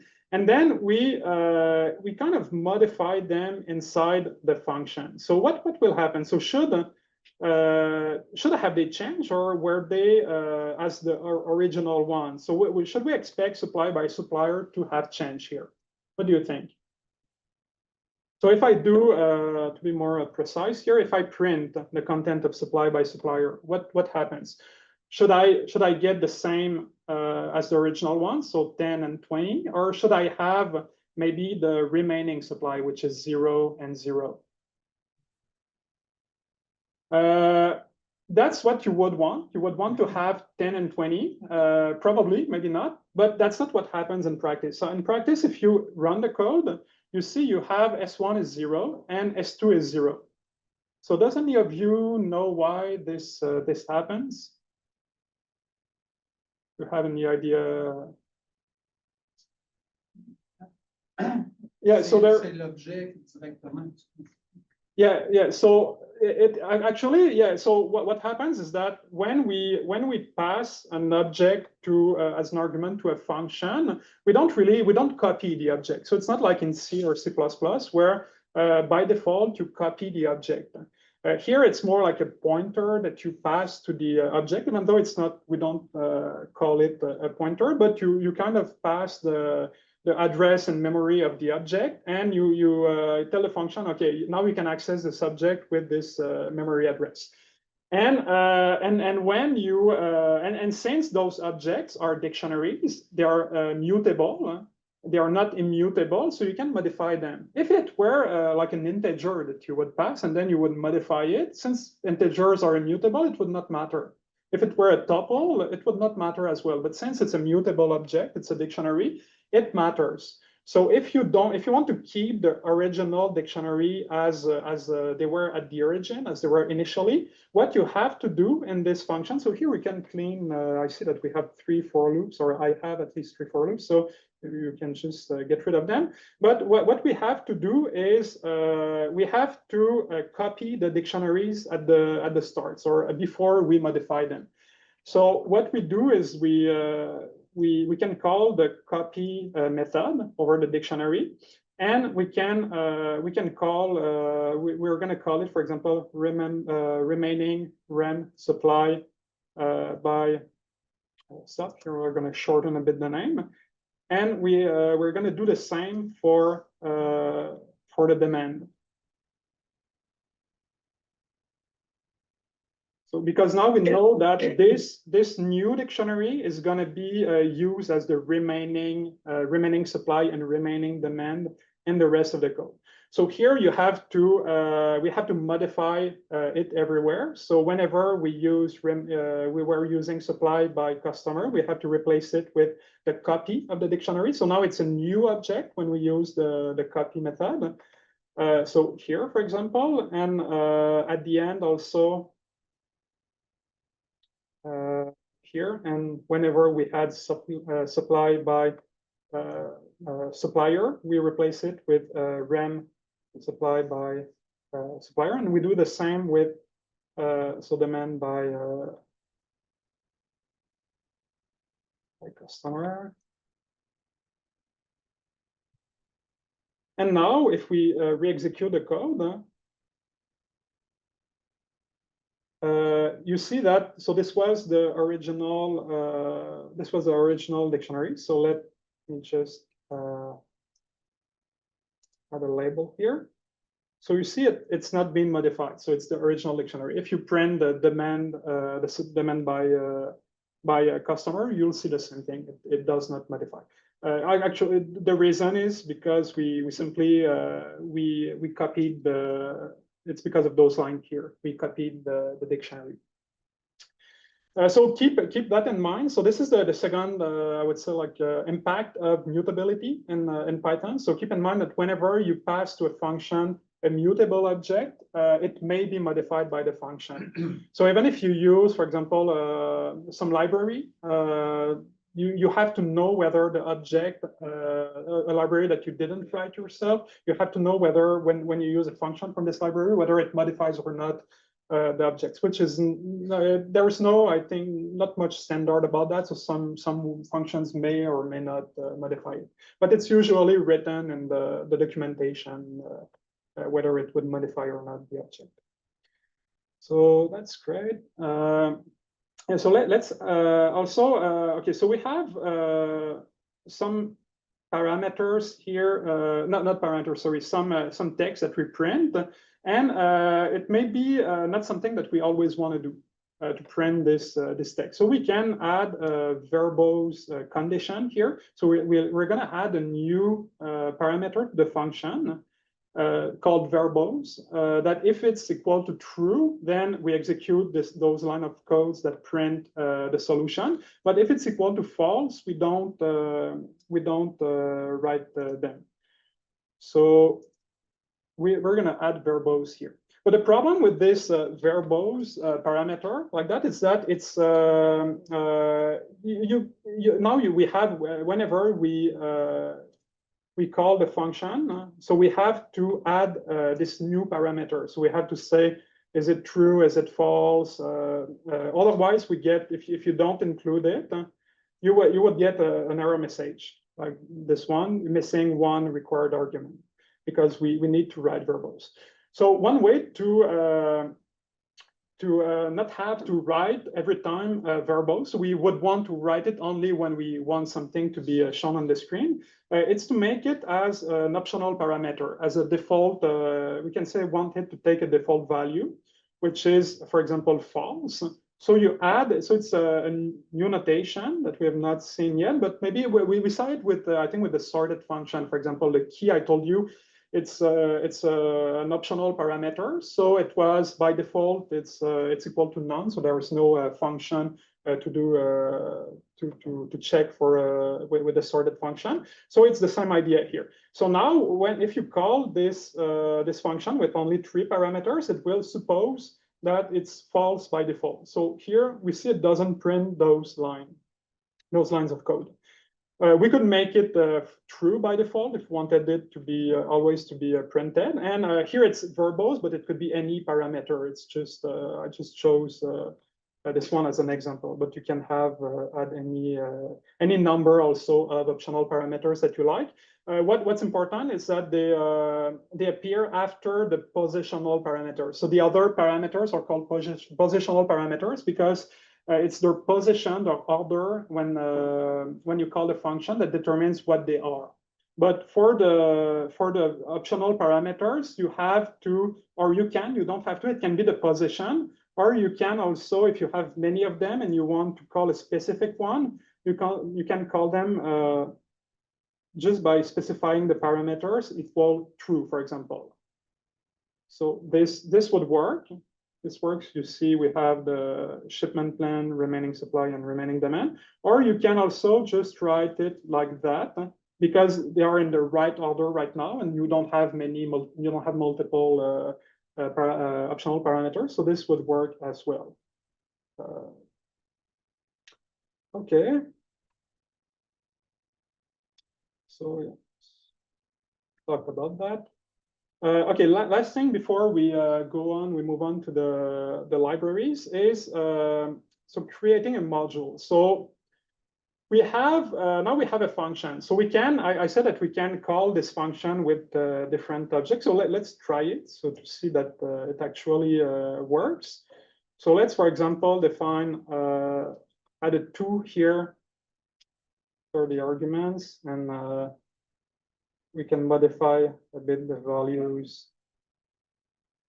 So let's, I don't know, let's write 16 and 14, and let's see, we can modify the cost as well, so that we have something a bit different.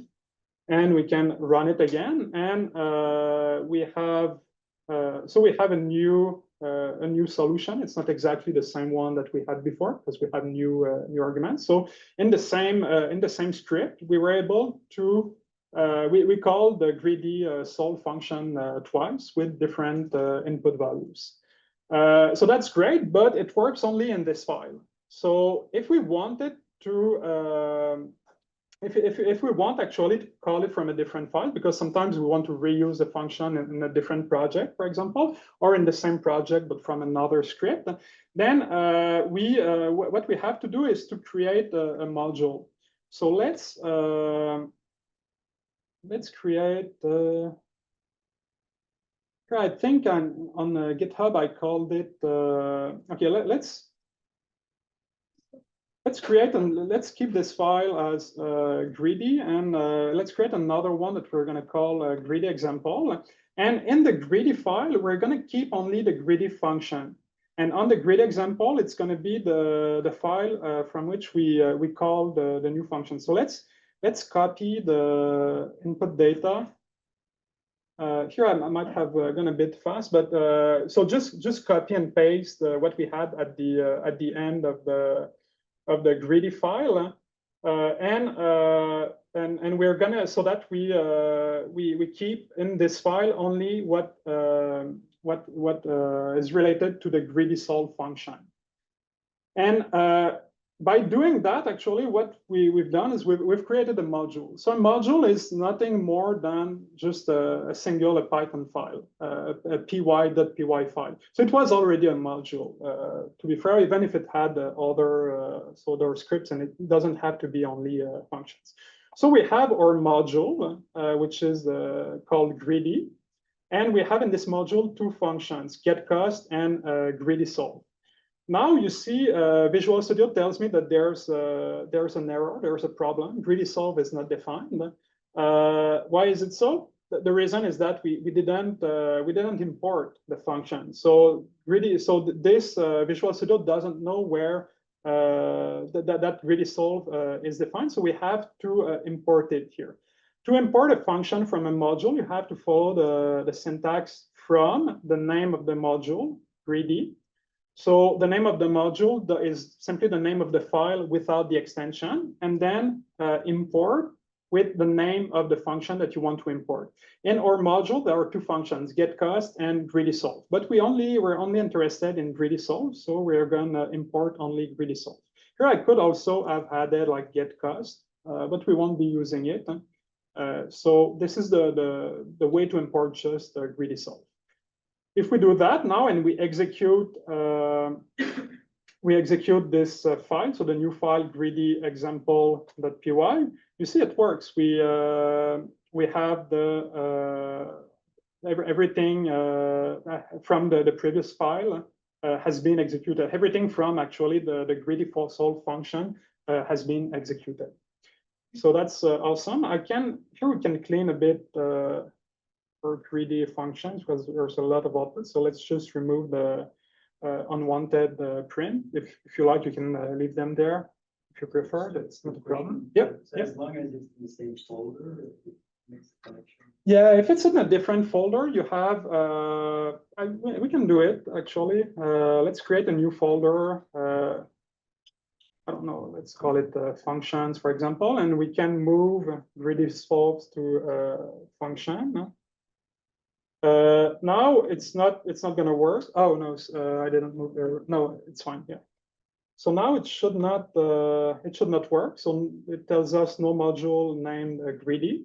So to access this module, you have to write functions.greedy. So you have to write the kind of full path from the place you were already. So this should work. Yeah. Okay, are there other questions? It should be in the same directory, right? In the same what? It should be in the same directory. If not, you have to leave the respective function. Yeah, exactly. So if they are not in the same directory, like right now they're not in the same directory, so it's in the subdirectory from this directory, then that's how you access it. If it's in another, like if here it's inside the directory, but if it's outside, it's a bit more complicated. I don't really want to get into that here, but you can use something like there's some notation that I forgot, like to a bit like what you would do in a path when you are in a terminal and you want to go back to some other path. Usually, what happens is that you have a main directory and everything is executed from this main directory, and then so that you don't have to go to kind of go upwards. You only really go downwards, so it makes it easier. But this is something that's not always obvious how to deal with different paths like that. Are there other questions? Okay, awesome. So also another way to import a module is to import the module itself. So we can import a full greedy So let me just comment this line. But if we do that, every time we call the function, we have to first write the name of the function and then greedy. Or we can actually import as, so we can give like a nickname to let's call it greedy, so that we don't have, for example, to write import a function. So we are, it could be G, for example, if you want a shorter name. So this would work as well. But in general, it's better, I think, or maybe not better, but it's common. If you just want one function, it might be better just to import a single function. It might be more convenient to proceed this way. Okay, awesome. So, okay, so before we go on to move on to the libraries, to pandas, are there questions about the basic Python stuff, the fundamentals? No? Great. So yeah. One simple question. Yeah. So when you run the run Python file, does it run the entire file, or can you run one line at a time? No, here it's py file, so it runs the whole script. Yeah. There are other environments that you can use with Python that I didn't talk about, like the Jupyter notebook or things like that, where maybe you've seen that or you've used that before. It works a bit differently. It works with, you have some cells and you can execute just the content of a cell. Here I chose to talk only about the Python script like that because I wanted to focus on to use, like, to be able to import functions from other files, which is not very easy to do when you have just Jupyter notebook, for example. But there are other environments that let you select a line, for example. But here, when you in Visual Studio, when you run a script like that, it executes the whole script. Yeah. Other questions? Okay, so what is Pandas? So Pandas is it's a popular Python library for working with structured data, mostly for working like with CSV files, spreadsheets like Excel files, or you can also access SQL tables directly. So what it is, it works mainly with two different data structures. One of them is a data frame, which is the one that we're going to be working the most with today, which is essentially a table. So you can think of a data frame as like an Excel spreadsheet, so just a single table in Excel, for example, or a CSV file that has columns or rows. But there's also another data structure that's called a series, which is a one-dimensional data structure. So it doesn't have column names, but it has the rows. So when we work with an external library like Panda, the first thing to do is to install it. But it's very simple to install it. You just call pip install in Panda. So pip is the package manager of Python. So I think the official package manager of Python. So you just, in the terminal, you type pip install and then the name of the library that you want to install, here pandas. So and if you're inside of a virtual environment, it will install a library only inside of this virtual environment. So it may take a few seconds to. In that case, it doesn't work. Nice the bit. Oh, okay. Oh, okay. Maybe I thought that usually when you install Python, I think it comes by default, but maybe not on Mac or. Are there other people that have? See, what's the problem? Oh, it doesn't recognize. Yeah, people. Yeah. Yeah, but you can type Python. Python 3. -m, okay, yeah, that's true. Maybe you can try that. Yeah, Python. and then so install. Python. Yeah, and you can do it there. Yeah. I know it because my son in the school he can't sorry. install any program, so Like that. we have to do that on his computer from school. Python 3 Yeah, that's the way we do it. Maybe Python 3 as well if you have a. Yeah, version. yeah. If it's got Python 3, 3, it's Python 3. So. Yeah. So Yeah, says no, command, oh. yeah, so Okay, just maybe typing mistake.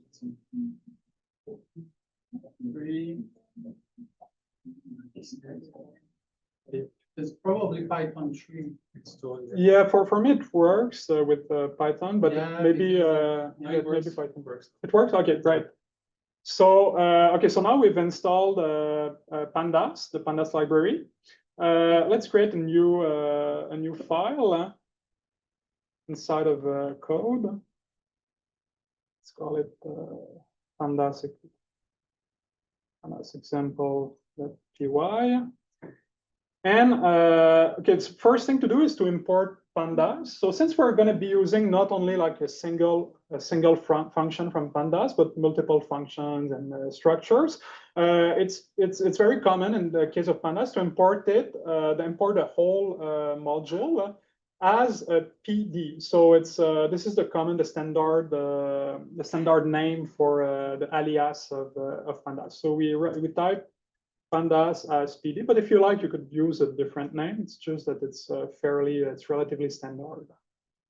And so in the folder data, I included a few different instances. So we're going to see how we can import the data from this. Well, we can read the CSV from those CSV files so from this folder, sorry. So what we do, so whenever, as I mentioned, whenever you use a function or a data structure or whatever from a package, you have to first refer to the package and then dot the name of the function or the variable or the object that we want to use. So we start here with PD, the alias for the package. We're going to use the function read CSV, and read CSV should contain the name of the folder data, and then so let's start with a small let's say the daemon.csv. Okay, and let's see what happens. So there's no error, so that's great, but nothing appears on the screen because we didn't print anything, so that's also fine. So if we print the content of the return value, what we see on the screen is this here, which is a table, a 2x2 table, where we have a column called customer and another column called demand. And we have also 0 and 1, so which are the indices or the index in general, of the rows. So that's what you see here on the screen. So this is for the cost.csv. So we can open it, also cost.csv. So let's read a second file, data cost.csv, and let's store it into a variable this time. So it's also fairly common that when we use a data frame, so this data structure that's created from reading the CSV file, from calling the function read CSV, it should return a data frame. So usually it's a fairly standard notation to add after the name of the variable df to specify that it's a data frame. And then you can print cost df, you print the content of the data frame. And now we see we have two data frames. So the first one, which was the demand, and the second one, which corresponds to the costs. So for the cost, so this is what we see on the screen right now. So we have three columns, and we have actually here there's a typo. It should be 0, 1, 2, 3, and not 0, 1, 3, 4. So there are four rows, and the index starts at 0, like in a list. And we usually refer to the row labels as the index. And you can, if you have a dictionary and you want to see what's the index of the dictionary, you can call it's not a method here, but it works a bit like a method. You call dot index, and it fetches the index of the dictionary, and then you see we have a range index, that starts at 0 and stops at 4, and the step is 1.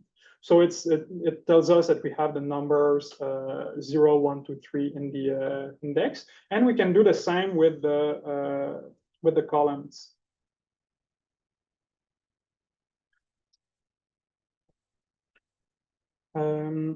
So the column here, might be a bit confusing. It's called index. It's not really an index, but it's the object that they use to store in the columns is called here an index. But actually, we're gonna refer to it as columns in general.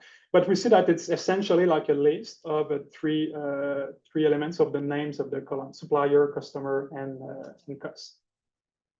Okay, so now that's good for we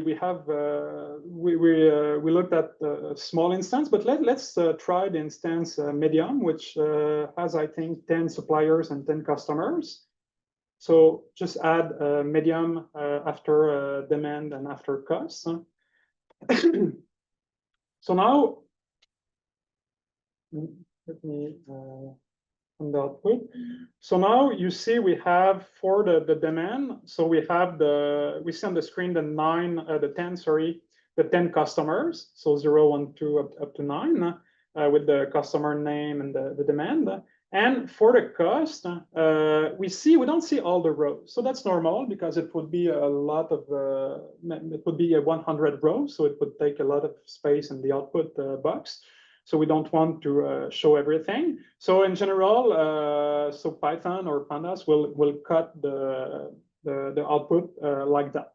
If you want to see a specific number of rows, what you can do is use the command, for example, the command head, the method head, where you specify the number of rows that you want to see from the top of the data frame. By default, you see here it's written n int equal 5. So by default, it takes a value 5. So if you just do a print and cost df head, it will print only the first 5 rows, so 0 up to 4 here. But you can specify a different number, like 7, for example. Then it prints the rows from 0 to 6. You can also, if you want to see what happens at the end of the data frame, you use the tail function, which works the same way. It shows you the last 5 rows, so 95 to 99, and you can also specify some number. Here we see the last 8 rows of the data frame. And okay, so with the data frame, what's interesting is that you can manipulate the data from it very easily. So let's say that you're not interested in the whole information. You're not really interested in the supplier or the customer. Maybe you just want to see the cost. So what you can do is that you can select the cost column. And to select the cost column, it works a bit like in a dictionary. So you type into square brackets the name of the column that you want to select. So here I selected cost. So it will print only the cost column. So again, it truncated the middle part of the data frame or of the cost column, but I could use a head on it or something like that to see 10 rows, for example, of the cost columns. So here you may not have noticed something that happened, but when we select the cost column, we didn't get a data frame back. What we got, if we type the name, the type, sorry, with the type function that we saw at the beginning of what is returned here, you'll see that it's not a data frame. It's actually, so there's all of this thing here, but the last word is series. So it's a Pandas series. So I told you that there are 2 different data structures. One is the data frame, which is a two-dimensional data structure, and the other one is a one-dimensional data structure, a series. So when you select the column this way with a single square bracket, what you get is a series. The main difference is that it doesn't contain the information about the name of the column anymore. So here you see there is no cost written, whereas you had before, you had the names of the columns. So there is no column. If you try to, let's say that we were just going to try to call column on it. So we see that the series do not have they do not have columns, which this is normal. It's a one-dimensional object. So what if we want to have we still want to have the two-dimensional data frame object, but with a single column? We can have that, and to have that, in order to get that, what we have to do is to add a second square bracket like this one. So when we do that, let's replace it here so that we see the type. When we do that, we see that now the type that we printed on the screen is a data frame. It's not a series anymore. So it should contain, and if I replace here again this with the double square brackets, now there's the word cost that appears at the top of the data frame, at the tops of the column, because we didn't lose the information about the name of the columns. Now we still have the two-dimensional structure, so we can call columns on it, and if we print it, we should see cost as the list of columns. So we see we have one column. We have a data frame with one column that is called cost. And you can also select more than one column. Let's say that you want, once you have a data frame, this would not work with a single square bracket. But when you use a double square bracket, since you get a data frame, you can add as many columns as you want. So we could have the supplier as well as the cost, for example. And let's print it here. So we have now some kind of sub data frame that contains the supplier as well as the cost. So far so good. Are there some questions about pandas or no? Okay, so you can also select rows from the data frame by using the lock method, as you can see on the screen. So let's say that we want to have the third rows of our cost data frame. So we cannot just write something like that. This wouldn't work. We have to use lock, and we use again a square bracket, and then within the square bracket we write first. So we write the name of not the name, but actually the index corresponding to the row that we want to get, and comma the name of the column if we want a specific column, or without the name of any column if we want to have all the columns. So let's, for example, let's have the column number 3.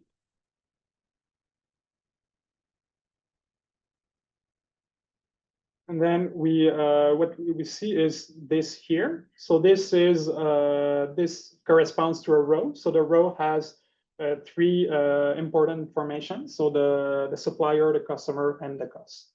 And if we select, for example, let's say we want to have a supplier only, then we have S1, which is a supplier. But we could also we could have combine that and have multiple rows like 5 and 3 and 6, and multiple column if you want. So it's fairly easy. You just type the names of the rows and the columns in a list, and you can slice the data frame as you like. So this is called, I think it's called, or slicing. No, it's actually. Do I talk about that later? No. Okay, so let me talk about this here. So here we selected 3 and 6, but you can, let's say you want to have all the columns, all the rows from 3 to 6. What you can do is you can slice the data frame by using 3, 6 like that. You use a column. The column tells, okay, use all the returns all the column the rows from 3 to 6, and 6 is excluded, like it was the case in the range. So here, I think maybe there's no.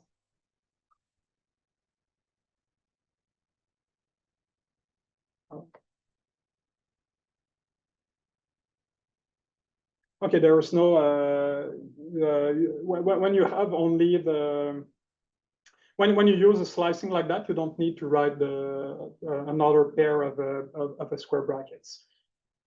So this is called, this is called slicing, I think, in the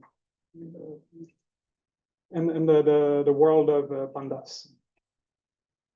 Okay, so so that's good. So now we know how to access different information from data frames or from a series. For example, the columns that we got by using only one square bracket.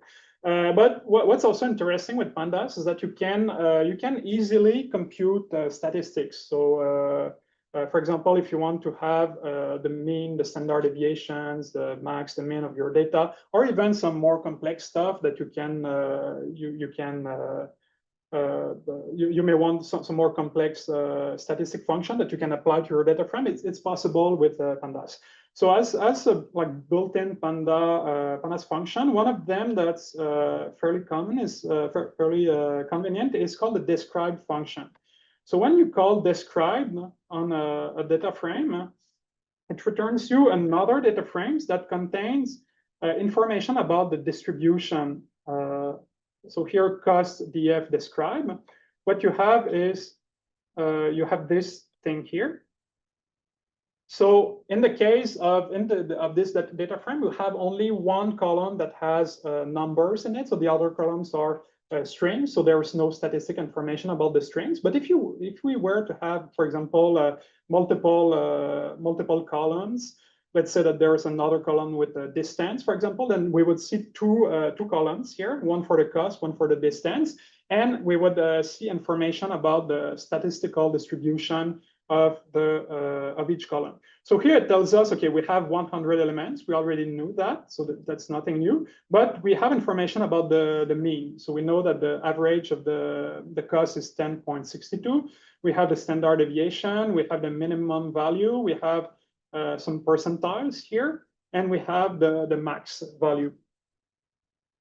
You can also call it on a single column. So you can, for example, if here it won't make much difference because we already, as I mentioned, we have only one column with numbers in it. But you could do it like on a series like that, and you would have the information about this series here, which is exactly what we saw before. But you can also, if you are just interested, like in the mean, for example, you can call the function mean. There's a function also for the minimum, min, max. There's GERAD. Since there are some columns with strings, it cannot compute the mean of the strings. So that's why you get something like that. But if you select just the cost, then you'll see we get the mean here. You can also calculate, for example, the percentile, or there are functions for that. You can go look on the documentation of pandas. So the documentation is very useful and very detailed. So there's all the information that you need. Also, we can do some selections on the values. For example, let's say that you want to see all the rows that have a cost of at least. So here, what was the minimum cost? The minimum cost is 6. So and the maximum cost is 15. So let's say that we want all the rows with a cost of at least 10. So here the notation might seem a bit weird at first sight, but what you're telling pandas is that, okay, I want the cost. So you select the cost from cost df to be bigger, strictly bigger than 10. And then this is the condition that you use inside of your square brackets.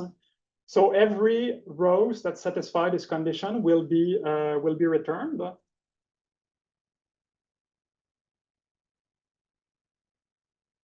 So we have a bunch of columns here, but we don't have all of them. So as you can tell, there are some columns, rows, sorry, not columns. We have 1, 2, we don't have 3 because the cost is less than 10, I guess, less than or equal to 10, and we have 4, 7, 8. So we did some kind of filtering. So this is called filtering on a data frame, and you can change, you can combine also conditions. Let's say that you want to have that the cost is bigger than 10 but less than 13, for example. Then you add. I think it's important to write it to use the use parentheses here. So use the parentheses, and then you use the ampersand here to which is like the logic and you write the second condition. So let's say the second condition is less than 13. And now we should all the rows here. You see it's either 11 or 12. So it's another. So you can combine conditions when you do when you filter. You could also use other columns here. You could have a condition like I want all the supplier one. So cost DF, and we want supplier to be equal to S1.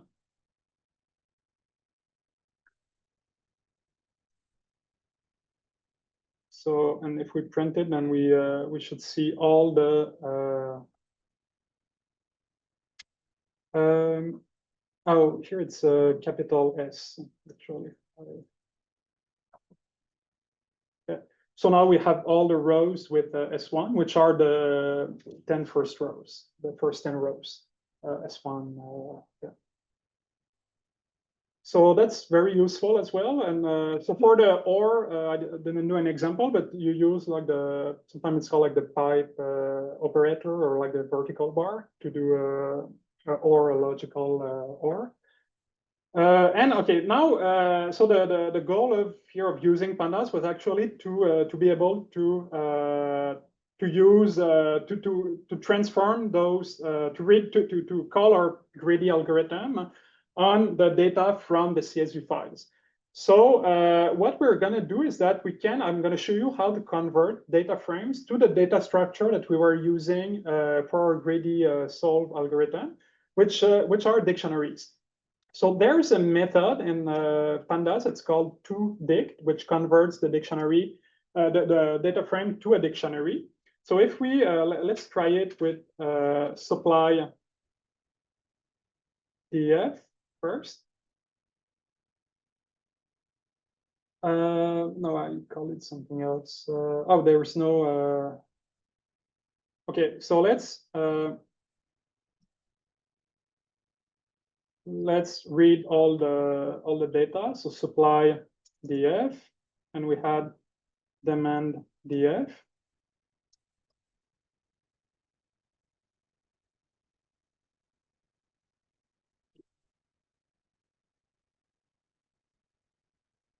Okay, now it should work. Oh, it's underscore.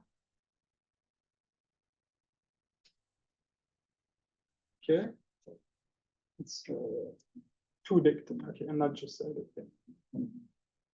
Okay, great. So after calling toDict on the supply data frame, supply DF here, what we get is a dictionary, which makes sense because that's what the function is supposed to do. But we don't really have exactly the dictionary that we wanted to have. We have something with, first we have the name of the columns, so demand and customer and demand. And then we have the indices. We have the rows 0, 1, 2, and so on and so forth. So it's not in the format that we want. So the first thing to do is we have to set, so if we want, just look at the dictionary that's inside here. We would like to have, we don't really want to have 0. Actually what we want is this dictionary here, but with the names of the customers. So to do that, what we should do is to first set the index as the supplier. So you can, with the set index method, what you tell the data frame is that I want to use a given column, here the column supplier, I want to use it as an index. So let's first do that. So let's first call set index and say, okay, I want to have supplier as the index. So if you do, no.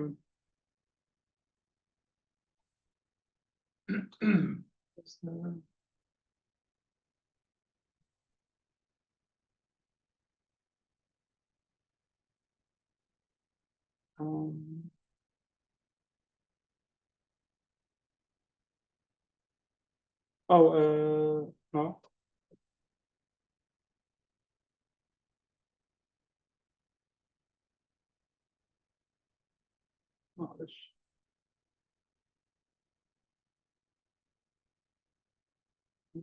Maybe the variables, it's actually read wrong. In the beginning of the code, oh, the supplier was in the supplier. oh, okay, I see. Yeah. I mixed up the names here. Thank you, Hunter. Yeah, so supply DF is supply medium and demand DF demand medium. Thank you. So now it should work. Okay. So now what you see is that we have again a data frame, but we don't have the previous index anymore. So the index 0, 1, 2. What we have is the name of the supplier. So we previously we had two columns. Now we have only one column. So the supplier column has now become an index. And so that's what set index does. And now if we call to dict on the supply on this new dictionary, we end up with something that's closer to what we want, but not exactly what we want. You see, we have again two nested dictionaries. So the outer dictionary contains the name of the columns. Here there's only one column, supply. And the inner dictionary is actually what we would like to have. So since the inner dictionary is what we want to have, what we can do is simply say, okay, we're going to use supply. So the dictionary corresponding to the key supply. So keep in mind that this is just a dictionary. We know how to work with dictionaries. We know how to get the value corresponding to a key in a dictionary. So you can add supply here. And now what you end up with is this dictionary, which is exactly in the format that the format that we're interested in. So let's copy this and let's assign it to a variable. Let's call it supply dict to know that it's a dictionary. And we can do the same thing directly with the demand data frame.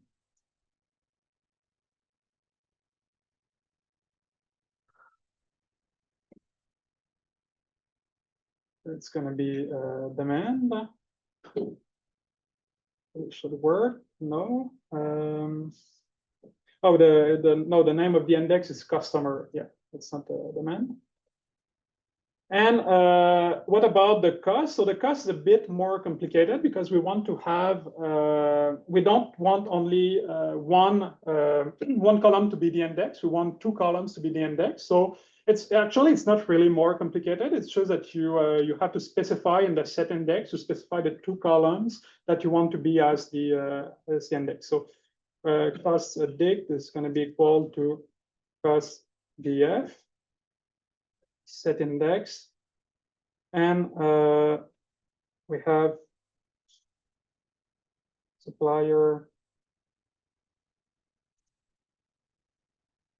customer, and we convert it to a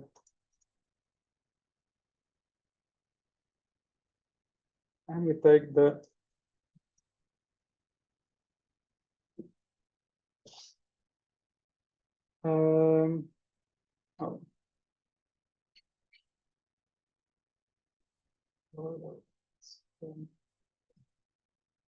okay, now it works. I'm just going to print the last dictionary because it's a bit different from the other one. So we're going to make sure that it's actually what we were expecting.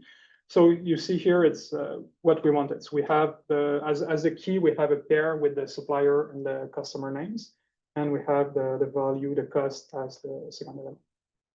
Okay, so that's great. Now we can try to actually to call our greedy function with those dictionaries. So so it's a bigger instance. The results could be probably be more interesting. So let's so yeah, written functions, greedy, import greedy solve. So exactly as the same as we did when we imported the first time greedy solve, and we're going to call it in from this file. So we have to use the supply first. So supply dig, now demand dig, and finally cost of dig. And let's just print the results. So let's set verbose to true. We don't necessarily have to store the return values in variables.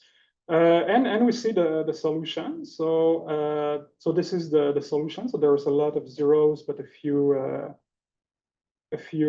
positive values as well. So that's the solution for our greedy solve on this medium instance.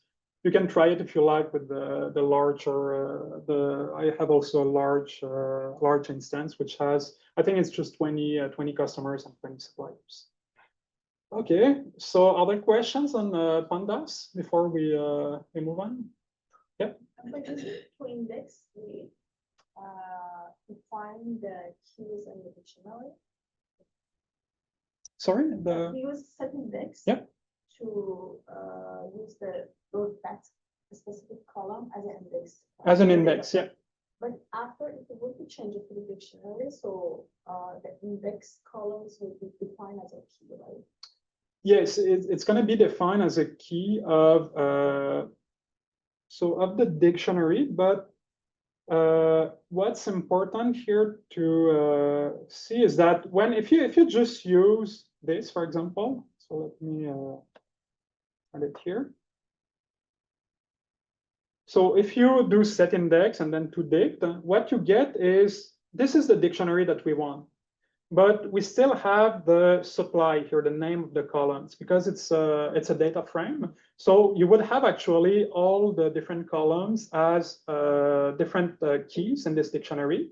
Here it's a data frame with only one column. So that's why we have only one key supply and one value, which is the dictionary that we're interested in. And but we have, if we want to just store this dictionary, we would just on the author dictionary, so the one that we created that is returned by toDict, we just say, okay, I'm gonna use I'm gonna call the key supply. I'm gonna fetch the value corresponding to the key supply, and by doing that, what I get is the value of corresponding to this key, which is the inner dictionary, and the inner dictionary is the dictionary that I want. Is this clear? Yeah. Okay. Other questions? Yes.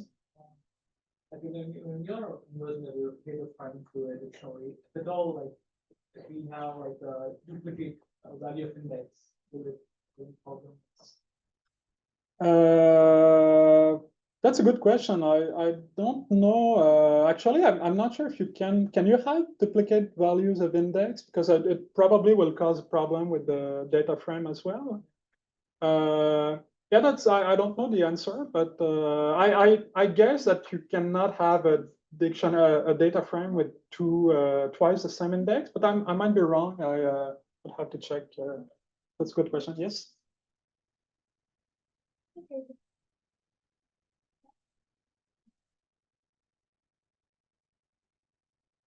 Yeah, there are other ways to open CSV files.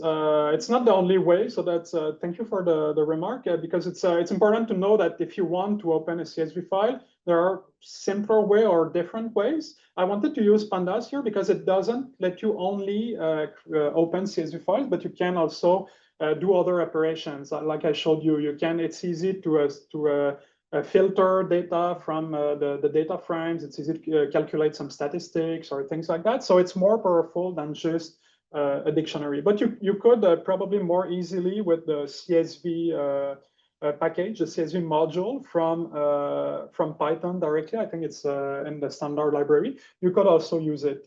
or you could even open just a file and a text file, consider it as a text file, and then read every lines. So I didn't talk about this today, but I think it's interesting to know how that pandas exists and what it can, what it lets you do as well. So that's why I use it, not because it's mandatory to open it. But thank you for the comments. Other questions? No? Okay, so now let's let's use Matplotlib. So Matplotlib is a popular Python library for creating visualization such as graphs and charts. We're gonna install Matplotlib. So again, it's the same syntax. So pip install Matplotlib, or if you maybe if it doesn't work, you can try Python or Python 3 -m pip install Matplotlib. So I will try it here, Python -m install Matplotlib. I forgot the bit here.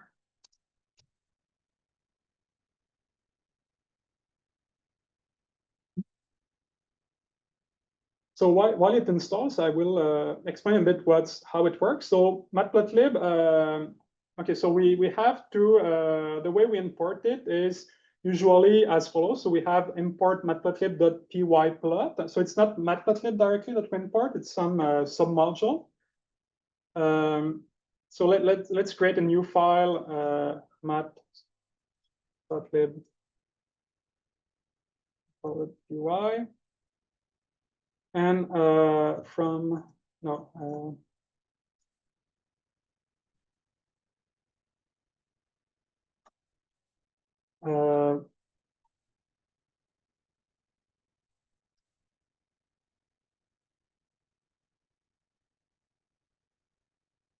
So we were able to import it, and Matplotlib lets you plot easily some data that are usually it can be like in the form of a dictionary, a list, or even from a data frame directly. So it's a good combination with pandas. So for the sake of this example, of today's example, I'm just gonna reuse what we did. So we're gonna copy part of the previous file, so to load the data. So for example, when we created the data frames. And then, so we have to import pandas as well. So import pandas as PD, as we did before. And we're going to copy those lines here. We have the dictionary in the format that we want them. And so we can just execute to make sure that everything works correctly. And now we will try to plot the supply. So the way it works, so PLT is the newest alias for the Matplotlib module that we want to use, and we can use the plot functions, which will draw a line plot. And X, so the first argument is the labels or the positions of the data, and the second argument is the numeric values. So in the case of a dictionary, like the supply dictionary that we created, we have the keys, which will be on the x-axis, and the values, so the value of the supply will be on the y-axis. So we can simply write plot supply dic.keys and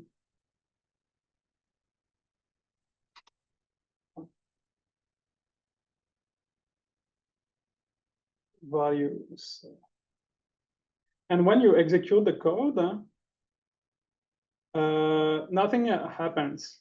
This is normal because it created the plot, but we didn't tell Matplotlib to show the plot. So you have to add the line show here if you want the plot to be shown to appear on the screen.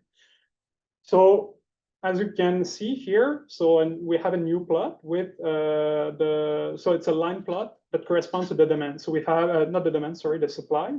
So we have the 10 suppliers on the x-axis, and we have the value for each supplier, the value corresponding of its corresponding supply.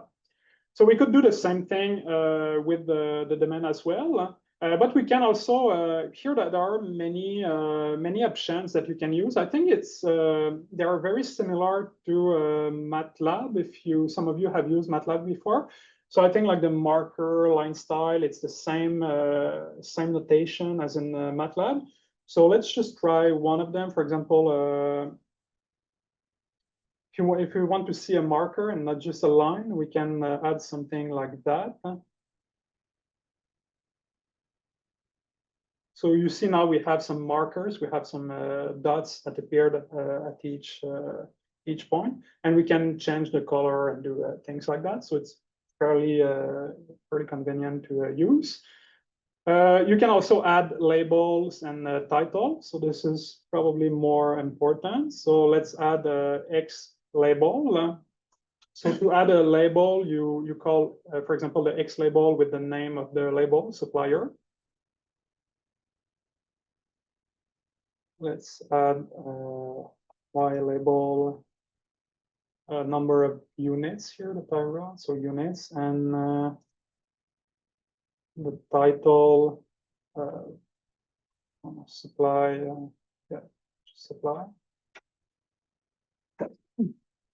So we now have a title and we have X label and Y label. So yeah, so and there are other options, other things that you can add a legend and add a label, for example. Can do it quickly. So that's useful when you plot more than one line in the same plot. Supply, and we add the legend. Yeah, so now we have this thing that appeared, this little box with the legend. Let's suppose that we want to, if you want to plot more than one plot on the same graph, it's possible. You just add a line here.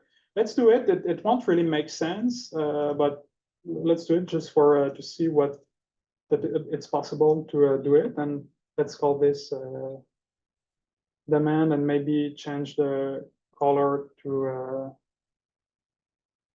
orange.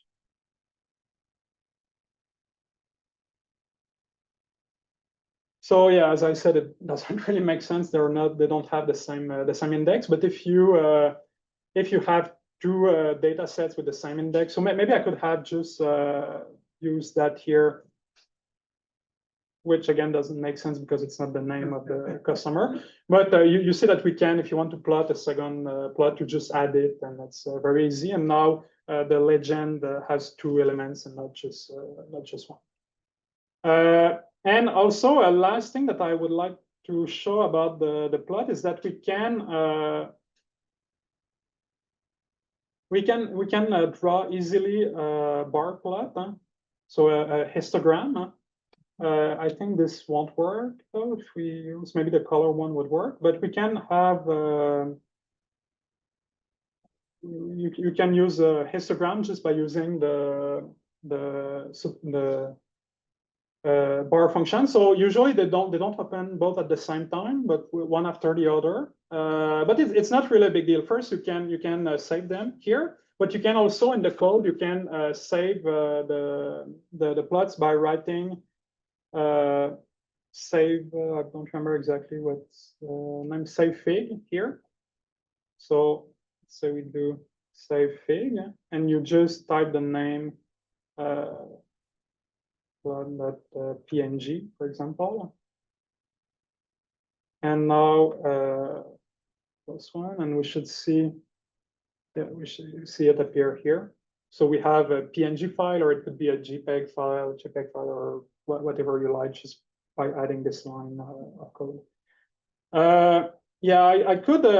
I plan on showing how to do a heat map with the flows, but it's we won't have time right now. But you can have a look at the additional topics, the PDF file that I put on GitHub. I explained how to do it.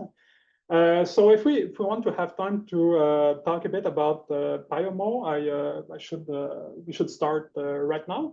So that's the last part of this workshop. So Pyomo is it's a Python-based open source optimization modeling language. It's you can if you do optimization a lot, you may have already used like the GERAD API, the Cplex API, or CBC or whatever. They all have a different API. But Pyomo is a bit like it's more of a modeling language, so it has a common language for all of those solvers, and you can actually choose. You can switch from one solver to the other very easily just by changing the name when we select the solver, just changing the name, and you'll have the solver that you want. So let's, as we did with Matplotlib, let's install Pyomo.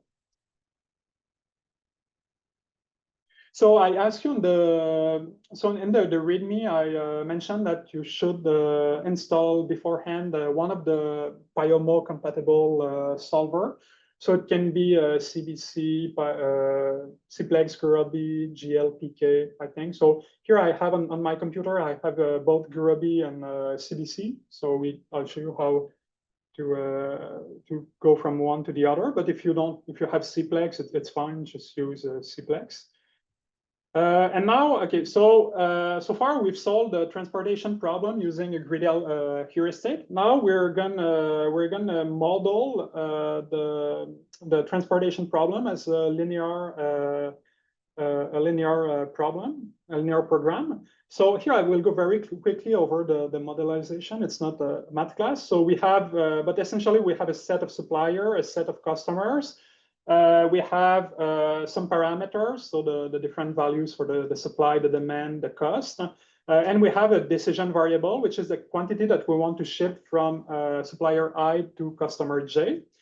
We have some objective function, which is to minimize, so the sum of the cost time the number of the quantity that we want to ship from I to J. And we have to satisfy the supply capacity constraint, the demand satisfaction constraint, and the non-negativity constraint. So we've already discussed this more or less when talking about the greedy heuristic. So why I included this model here is to show you how close to the model Pyomo actually is. So in Pyomo, you have those different objects. So you have what it's called here concrete model. You have also abstract models. I won't have time to discuss that today, but essentially it's the model itself. So it's the object that will contain all of the sets, the parameters, variables, constraints, objectives. You have a set, a bit like I showed you in the model. So for the suppliers and customers, you have the decision, so var, which corresponds to the decision variables. You have some constraints and you have some objective. So all of those words in boldface here, they correspond to some objects, some types in in Pyomo world. So in the Pyomo package, so they correspond to different types. So we will, so let's create a new file called Pyomo.py. And in this file, so first we will import. So I mentioned it's a bit different the way it works with Pyomo.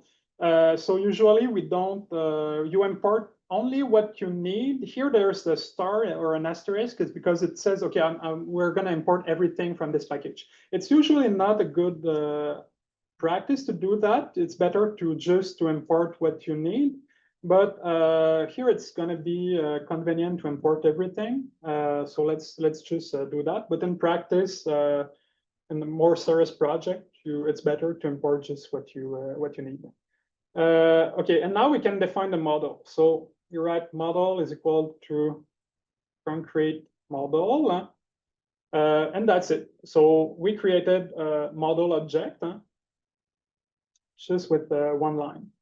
Now we can define the set. So to define the set, so remember I told you that the model contains everything. So now we create a set called S that's inside the model. So we're going to type model.s. This will create, it could be another name. It could be a supplier, whatever you like, doesn't matter. What really matters is what's on the right-hand side of the equality here. It's the set here. So we want a set, and we want to initialize the set with the supply keys.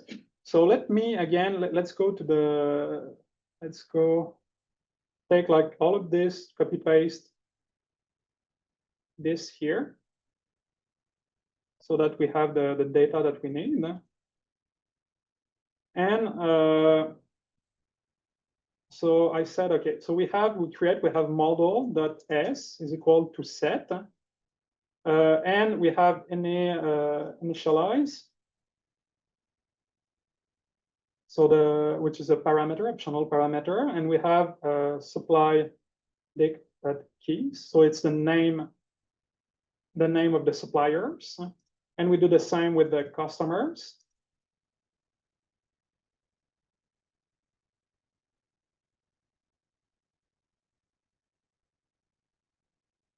I'm just going to run to make sure that there's no problem. Yeah, no error message. That's perfect. So we've created the two sets that we had in our optimization models.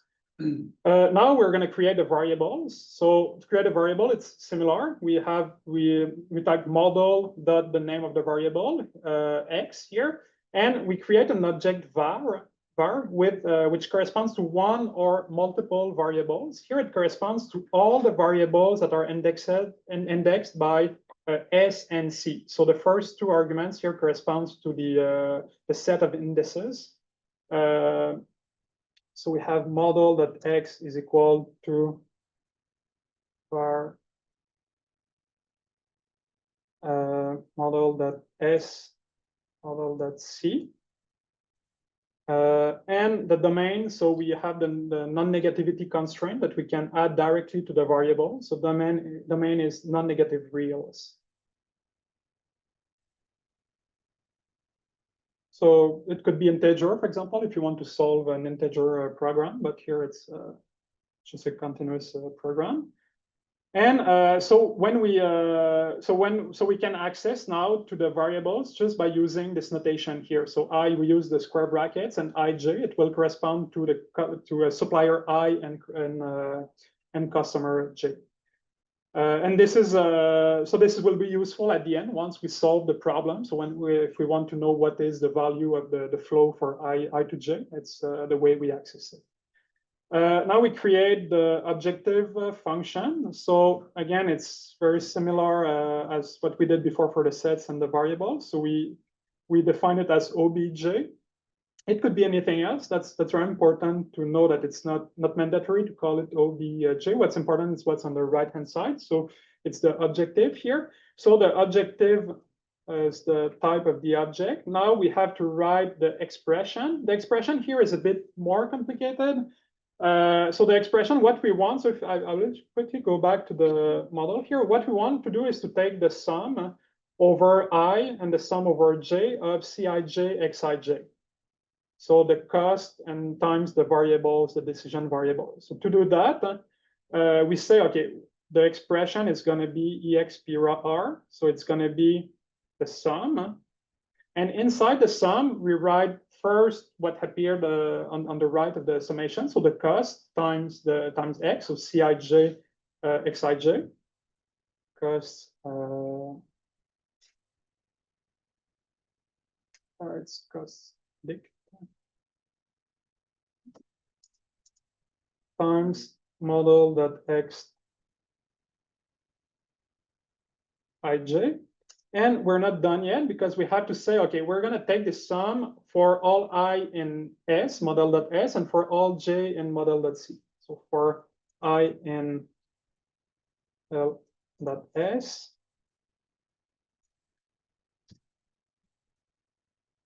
and for j in model.c. Okay, great. And so we're done with the expression, and now we have to write to choose the sense of the optimization. So we want to minimize. So sense.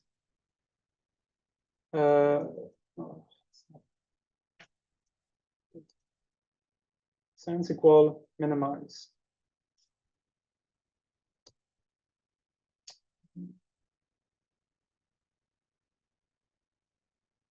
I'm not sure. Yeah. Oh, yeah. I'm seeing. Oh, but it's out. Yeah.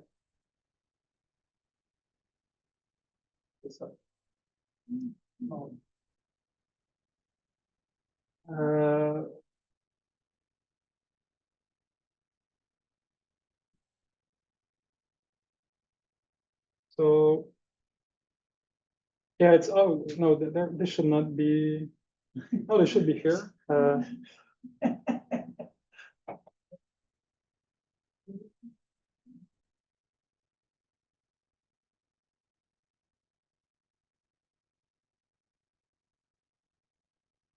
Maybe I should not have switch. Okay. Okay, extra. Let's see.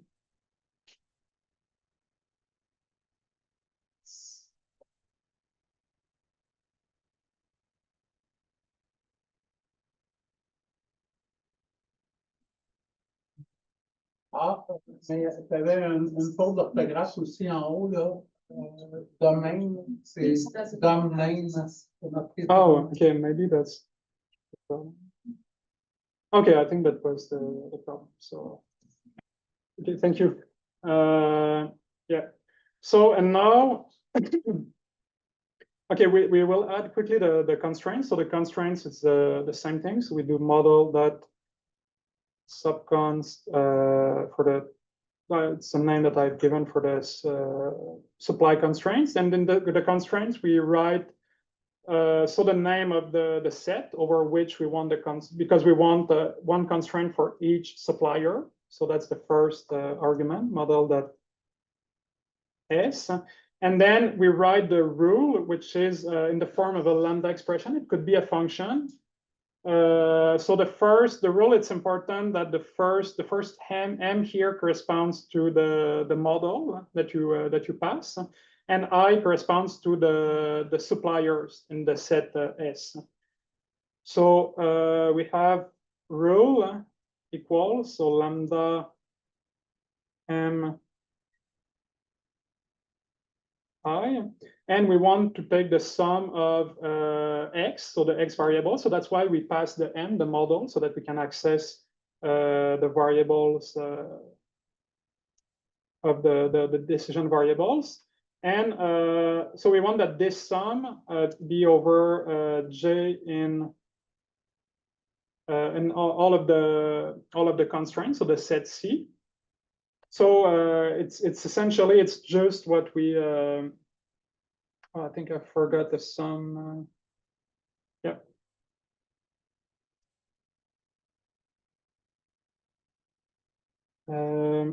Like that, and we want the sum to be less than the supply dic of the supply of I. So for us, we called it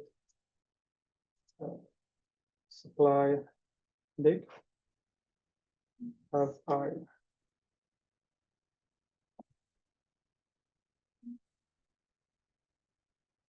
Okay, it seems to be working. Let's add the last constraint, and we're going to be really almost done.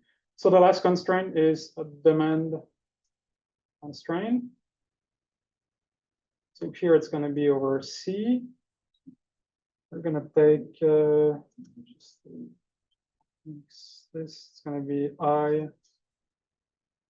So what is it? It's okay, mxi for I and s bigger than or equal to demand. So oh, so it was less than equal. Yeah, this is a less than or equal to supply. So makes more sense. And this is not the supply, it's going to be the demand.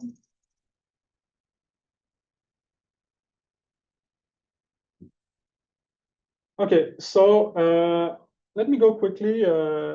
We're really almost done. So I know it's already 4:30, but I need maybe 2 minutes. So to solve now we have the model. So to solve it, all we have to do is to write solver factory, and we type the name of the solver. So let's try with the CBC here, solver. So that's how you create the solver, and then you write so results or whatever is the name of the results variable that you want to use, solver.solve, and you pass the name of the model. So here it's not model.solve, it's free, so it's outside. We have to choose which model we want to solve, and key it's actually to have to control whether we want to display the output or not. So let's see the output. And let's see if it works. So it worked. So it did something, and we have some optimal objective, 3,110. And so we were able to solve the model. Let's just do it again with GERAD this time. So I just changed the word CBC for GERAD, and then we have it's GERAD. So you may recognize the GERAD log here. And so maybe you're wondering how can we get the solution? So I will. So the way is to use the value function. So here I won't do the whole for loop, but just to show you how to fetch. For example, if you're interested in the solution of a specific variable, let's say we want S1 C2. Let's print it. You just call the value function, which is the value is part of PyMO, and it gives you the value. So here it's 0, but we can try something else, C8, for example, and we get the same value, but many of them are 0. It's normal. But if you want to have, we can create a dictionary, a full dictionary, just using this simple double for loops here. So I'm going to stop here because it's already 4:30. So thank you. Do you have questions? No?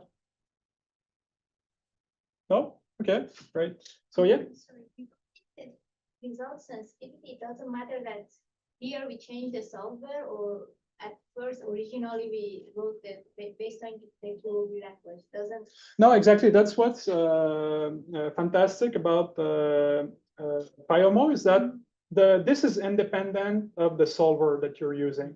So as you saw, I just changed the word here from CBC to GERAD, and everything stayed the same. So it doesn't matter. There are a few things that may change, which are if you want to pass a specific parameter to the solver, for example, you want a time limit, you want to use multi-threading, you have to use, I don't have time to show how it works here, but you can pass it like there's, I think it's called an options parameter for a solver, the solver object, and then, but you have to use the name used by GERAD, or which might be different. Maybe it's time limit and in a camel case, for example, in GERAD, or whatever. It might be a bit different. So you might have to look at the specific doc for a different solver. But otherwise, the model itself, it's independent of the solver. At least for the relatively basic stuff. Maybe if you want to do something something more advanced, you won't be able to do everything with PyMO. So, but you can do a lot of things. You can,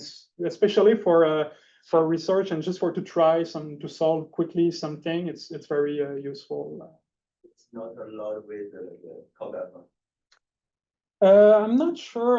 You may be able to use callback functions. I'm not sure actually. I've not used PyMO a lot, to be honest, but I know that you can do a lot with it, but not necessarily everything. But I think I saw that it's possible, I think, with callback functions. So. That was my question. Yeah, yeah. I've not really used it a lot, so I don't know. But of course, you can use directly the API of like GERAD or whatever if you want something more complex. But yeah, Cplex or yeah. Not do Cplex. Okay, thank you.